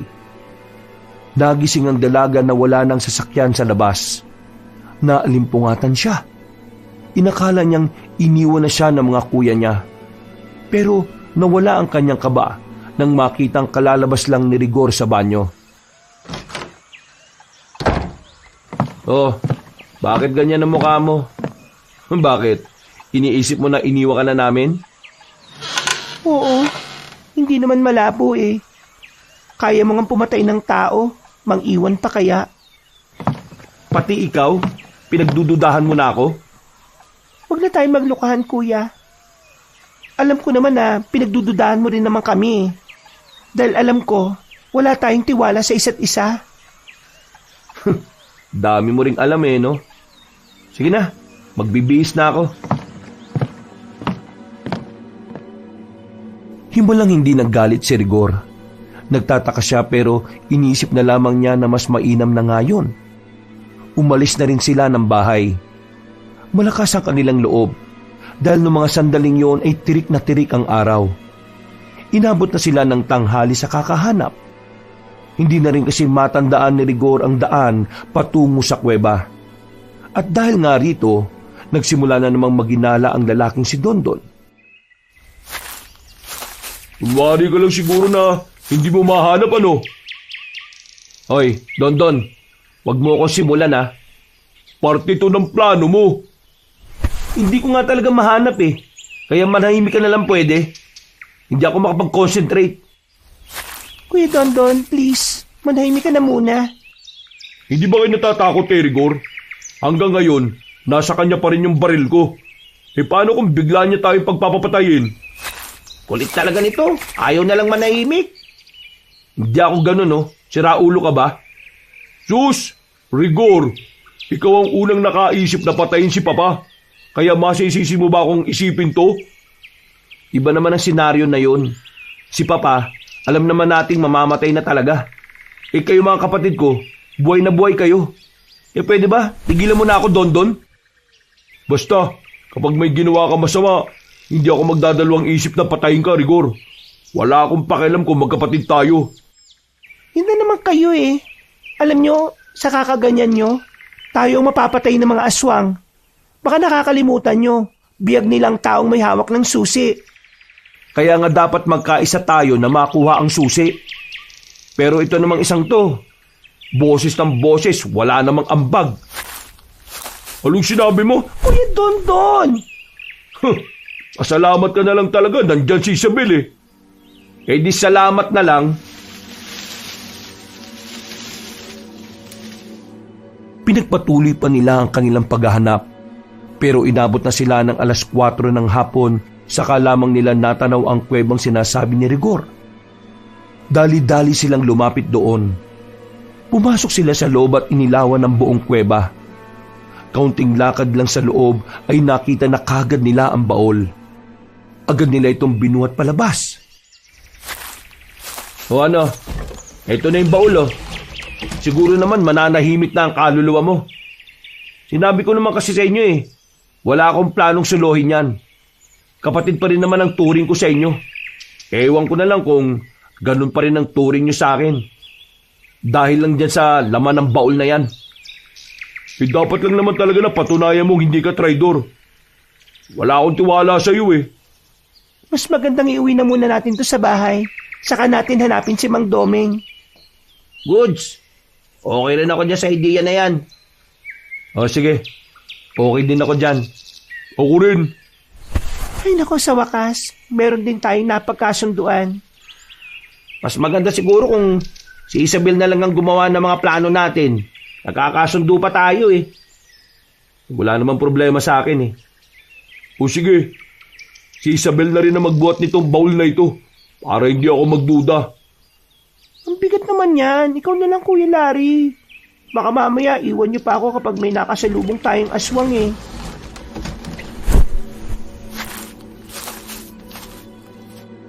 Mga ilang sandali lang, umalis na rin silang 4 doon.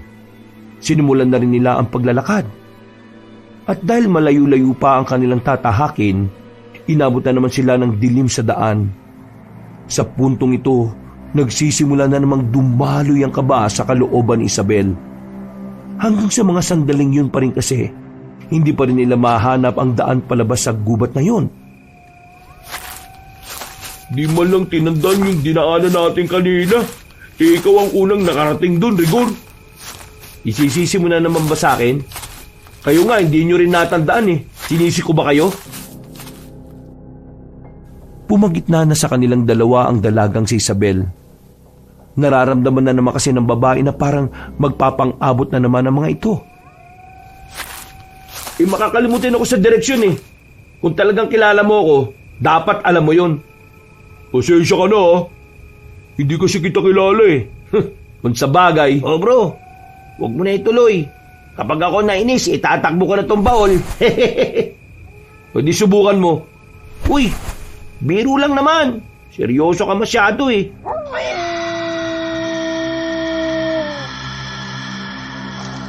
Napatigil silang nang marinig ang mga tunog na yon. Bumakas na agad sa kanilang mukha ang takot. Ramdam nila, alam na nilang mga nasa paligid ay mga aswang. Kaya naman inihanda na nila ang kanilang mga sarili. Pansamantalang inilapag ni Larry ang baul. Maya-maya pa, Nandiyan na sila! pinayuko ni Larry si Isabel. Ganon din naman si Dondon at Rigor. Wala talaga kayong tiwala sa akin no?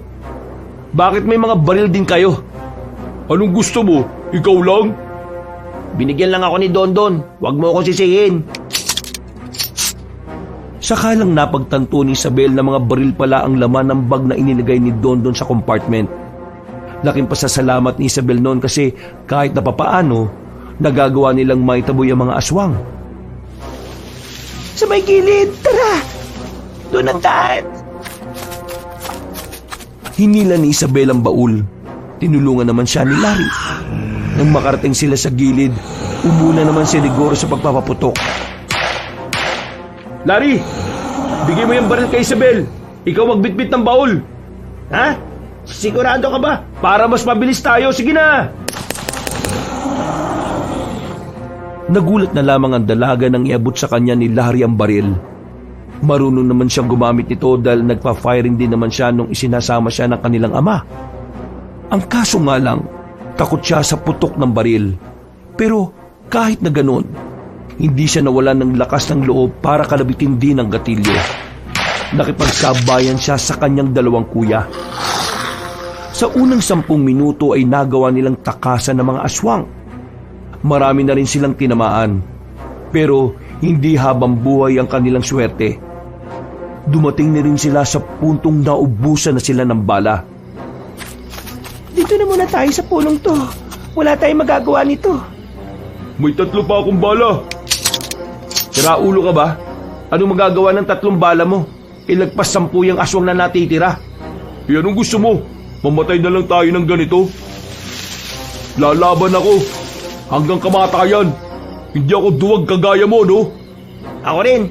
Lalabanan ko na lang sila kaysa matigok akong walang saysay. Hindi na natin sila pwedeng labanan. Mamamatay lang tayo. Umisip tayo ng ibang paraan para hindi nila tayo masundan. Biglang tumayo si Dondon ng mga sandaling yon. Akala nila lulusob ang binata sa mga aswang. Pero nagulat na lamang sila nang bigla sila nitong tutukan ng baril. Uy, ginagawa mo? Kuya Dondon, ano to? Nagkausap na tayo, di ba? Sinasabi ko na nga, be. Siya ang totoong sakim sa ating 4 Ginagawa ko lang kung ano sa tingin ko makakasalba sa akin. Tingin nyo, may tiwala ako sa inyo? Alam ko na tumatakbo na rin sa utak nyo na kapag nakuha nyong susi, papatayin nyo rin ako. Ba't tarantado? Ikaw lang nag-iisip niya, no? Ikaw lang ang utak kriminal dito eh. Dondon, bro, baba mo yan. Pag-aatihan natin to ng patas. O kung gusto mo, 50% sa'yo eh.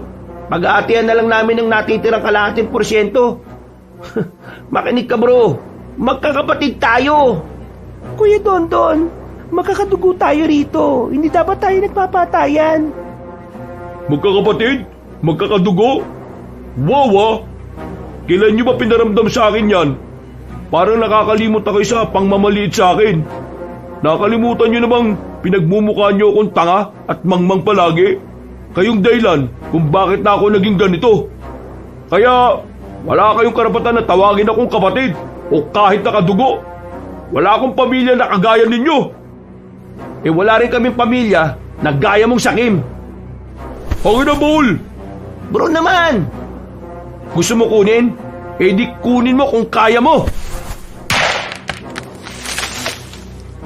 Napagilid si Rigor ng barilin ni Dondo ng puno na nasa gilid nila. Dito nila naramdaman na handa nga talagang pumatay ng tao ang binatang si Dondon. Ibigay niyo sa akin ang baul kung ayaw niyo mamatay. Sige na, ibigay niyo na sa kanya. Pero paano naman tayo? Ibigay niyo na sa kanya. Kanya-kanya na yan. Mas mahalaga ang buhay natin kaysa sa kayamanan na yan. Baliw ka ba, Isabel? Ang dami na natin pinagdaanan tapos hahayaan lang natin mapunta sa kanya lahat? Sabi ko na nga ba at hindi ka papayag, siraulo ka Pero wala ka namang magagawa. Huwag ka nang umepal. Ipapaalala ko lang sa'yo, Rigor May 2 bala pang baril na hawak ko. Walang iya ka talaga. Demonyo ka! Sakim! Sugapa! Ayoko nang maraming sinasabi. Ilapit mo na rito yung baul. Kung hindi, 2 sa inyo mamamatay. Kuya Larry, ibigay mo na nga sa kanya.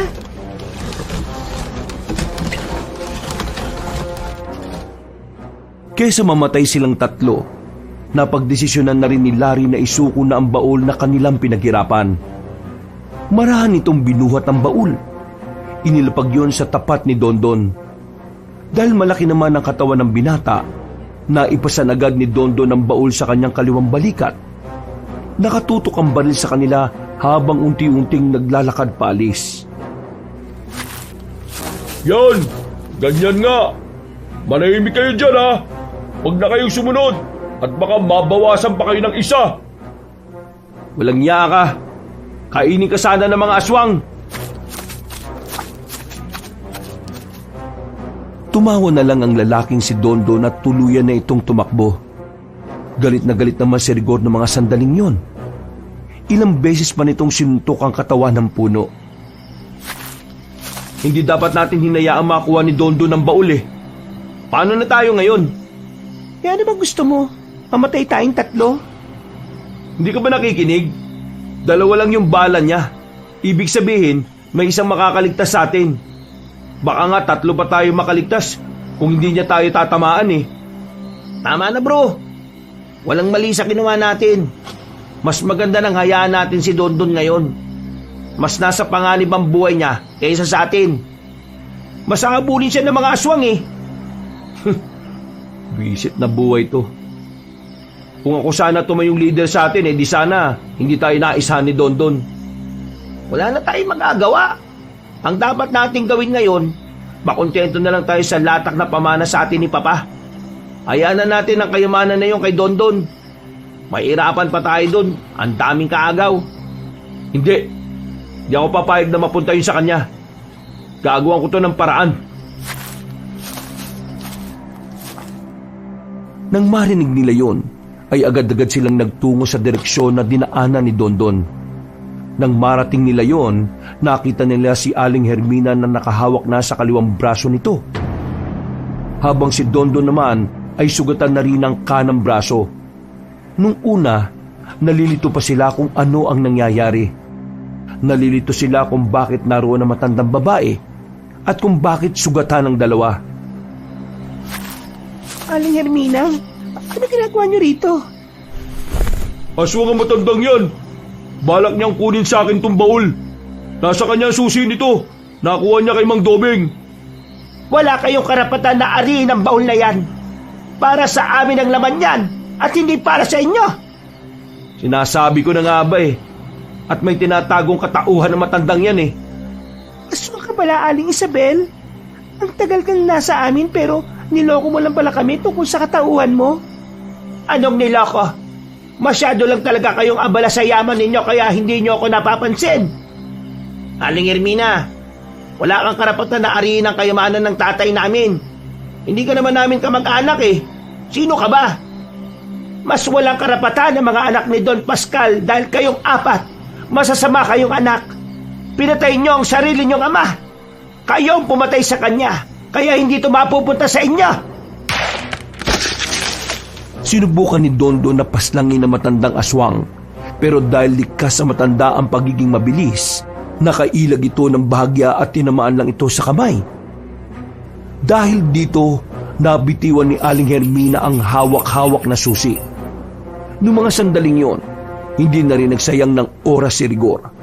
Mabilis itong tumakbo patungo sa matandang aswang. Sinipa yun ni Rigor. Nang tumansik ito, sinamantalan na nitong kunin ang susi. Ang kaso nga lang, hindi naman pumabor sa kanila ang sumunod na nangyari. Dahil maya-maya lang ay dumating na rin ang ibang aswang na kasamahan ni Aling Hermina. Inatake na mga yon si Dondon. Sa takot na mamatay, lumayo ang lalaki. Sinubukan pa nitong bitbitin ng baul pero hindi na nito kinaya. Hindi nila ng mga aswang ang baul at saka mabilis na umalis. Hindi ako papayag na kayo makinabang sa yaman ni Don Pascal. Inyo ang susi, pero nasa amin ang baul. Kahit duguan na matandang babae, agad na itong gumapang paalis. Natulala na lamang si Isabel sa lahat ng mga nangyari. Hindi pa rin siya makapaniwala na ang kasambahay na matagal nang naging parte ng kanilang buhay ay isa palang aswang. Napatingin silang lahat kay Dondon.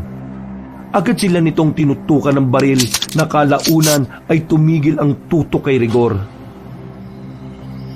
Nang dahil sa katangahan mo, nakuha na naman ng mga aswang ang yaman ni Papa. Mahirapan na naman tayo makuha ang mga gusto natin eh. Kahit na kailan talaga, wala kang utak.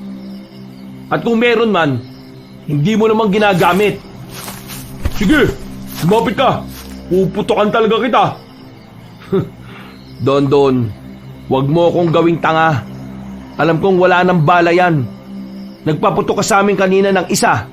Nagpaputok ka rin ngayon ng dalawa kay Aling Hermina. Kaya wala ka ng bala, no? Wala ka ng pag-uugutan ng tapang mo. Walang takot na lumapit ang lalaking si Rigor. Galit na galit ito kay Dondon.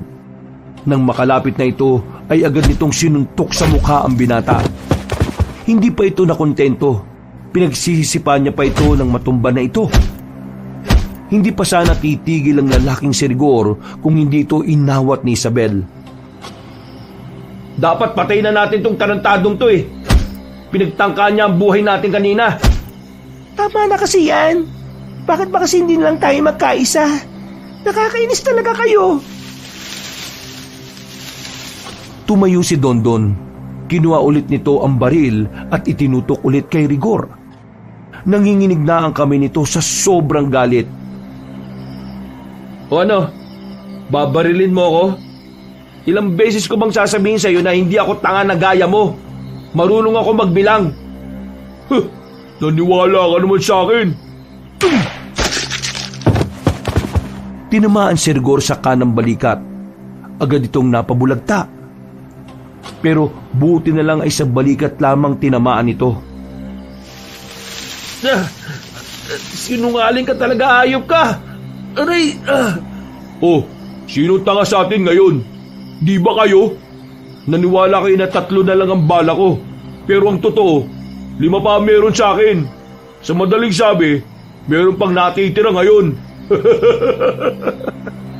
Don, wala ka na. Ang lala mo na. Hindi na ikaw yan.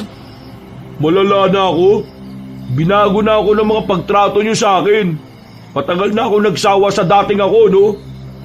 Tingnan mo ang ginawa mo kay Kuya Rigor. Bah, pasalamat nga siya sa balikat ko lang pinatama eh. May awa pa rin ako sa kanya. Dapat maging masaya siya ron. Pero kung gusto na niyang mamatay, meron pa ako isang bala dito.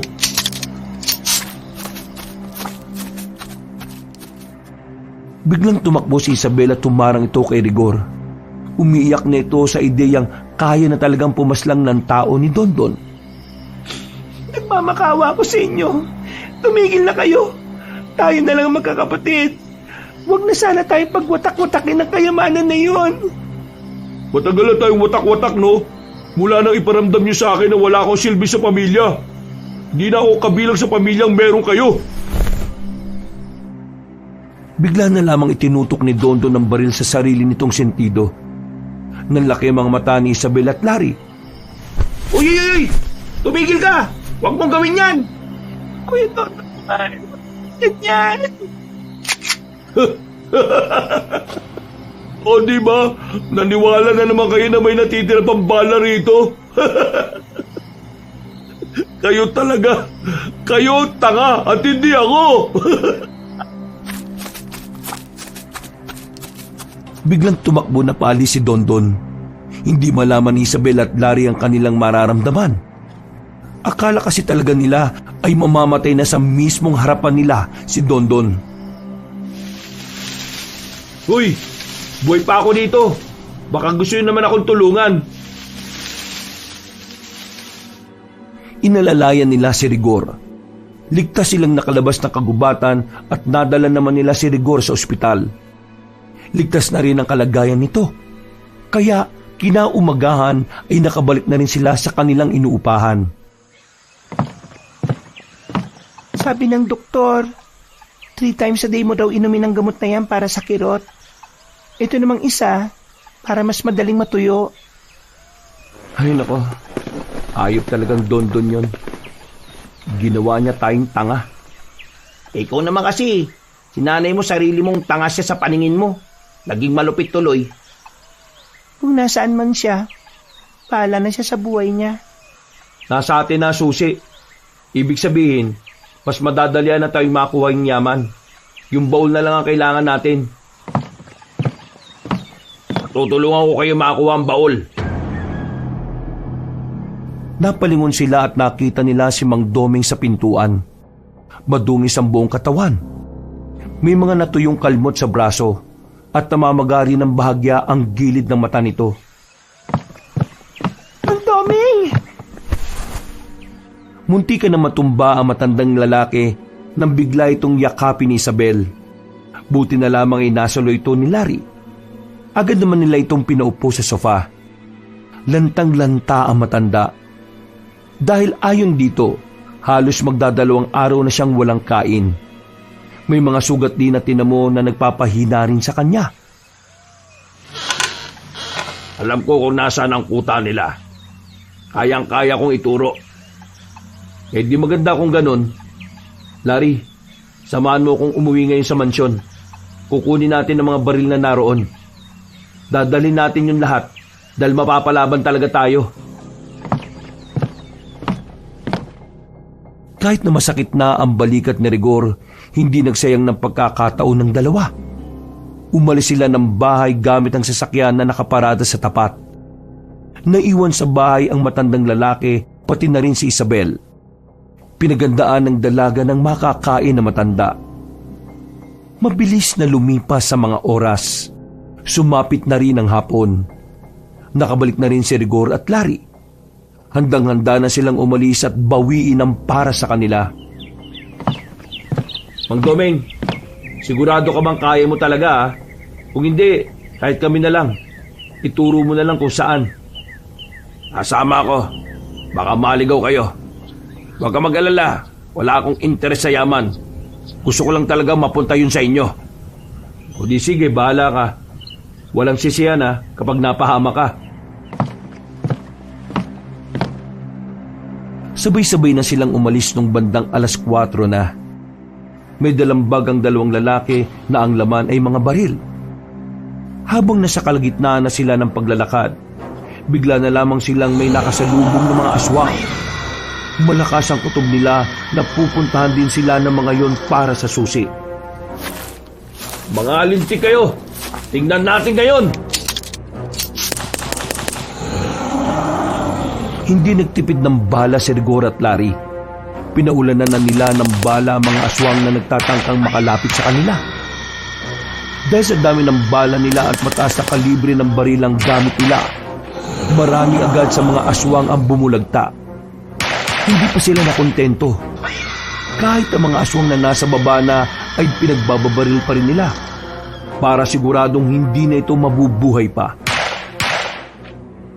Larry, dito ka sa kabila. Isabel, dyan lang kayo. Gamitin mo yung baril na hawak mo dyan ha. Hindi yan display. Tumango na lamang ang babaeng si Isabel. Pero sa loob-loob niya ay kinakabahan pa rin siya habang inaalalayan si Mang Doming. Walang magawa ang mga aswang noon kundi ang magtago. Hanggang sa kalaunan, napatay na nga nila Rigor ang mga nilalang.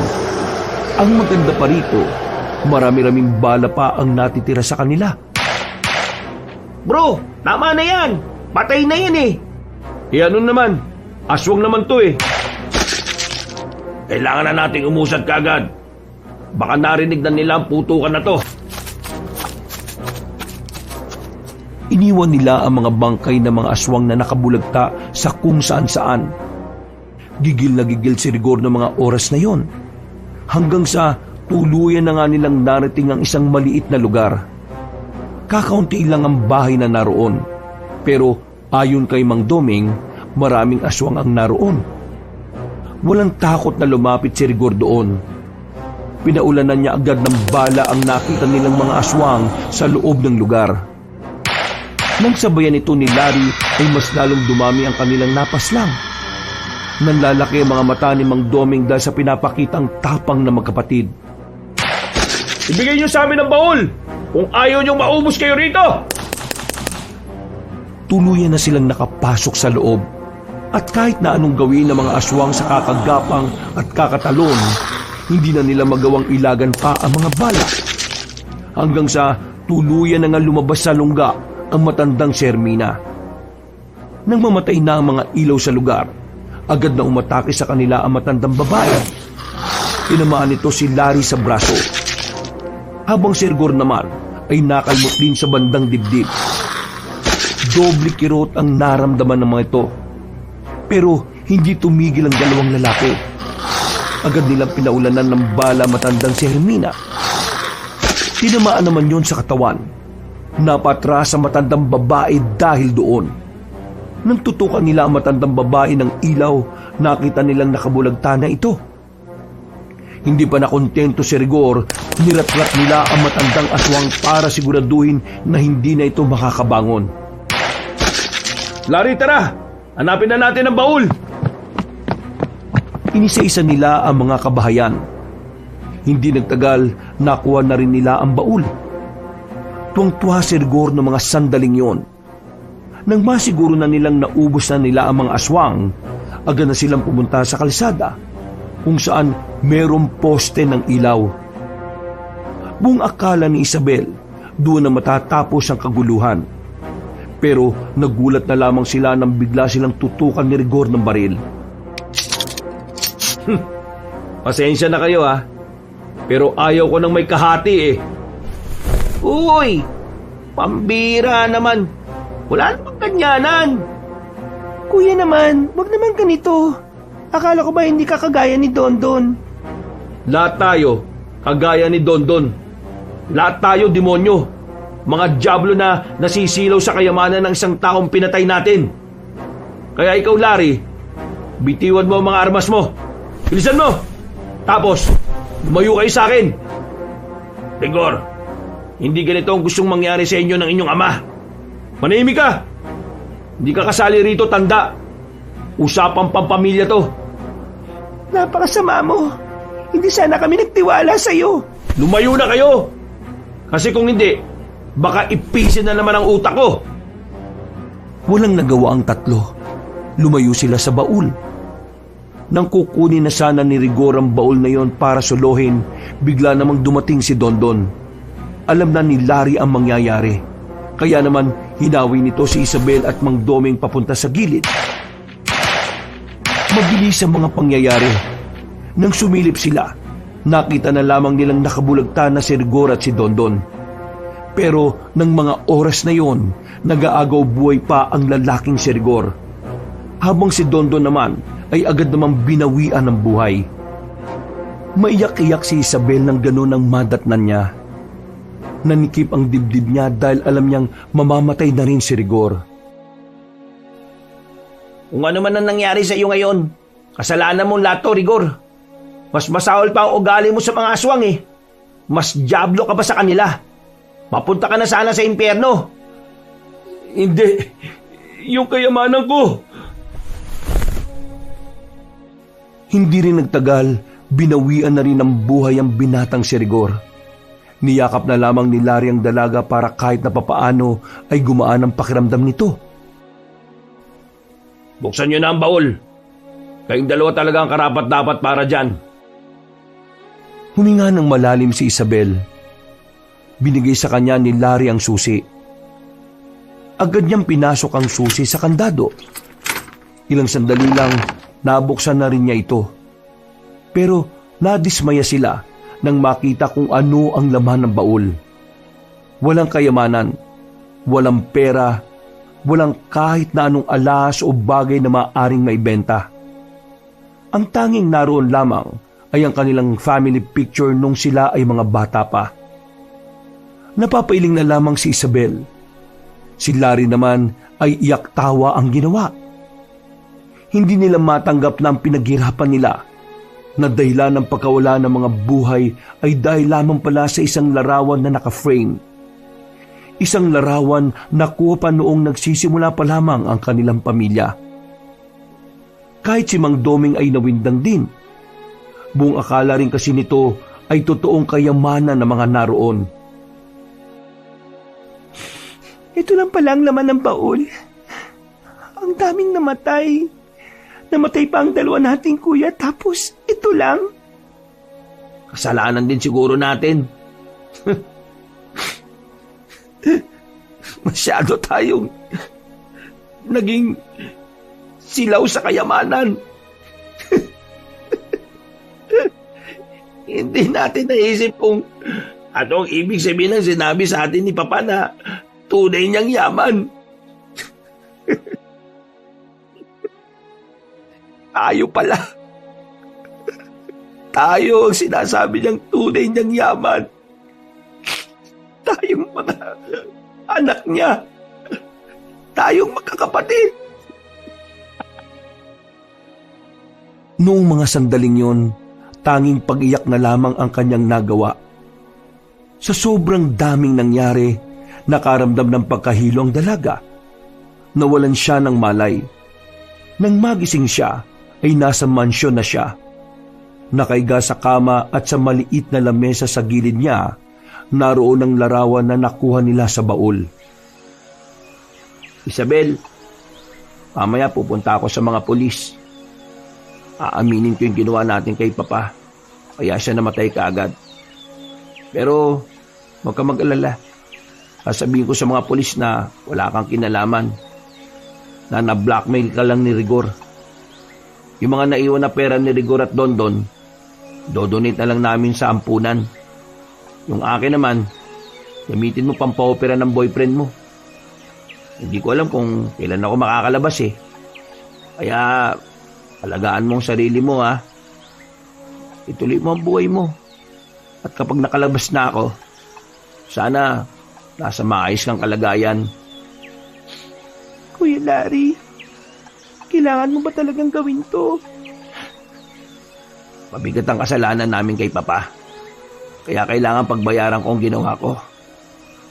Isabel, ingatan mo ang picture na yan ha. Siguro para sa atin, nakakadismaya kasi dahil dyan, nagpatayan pa tayo. Pero yan ang yaman ni Papa eh.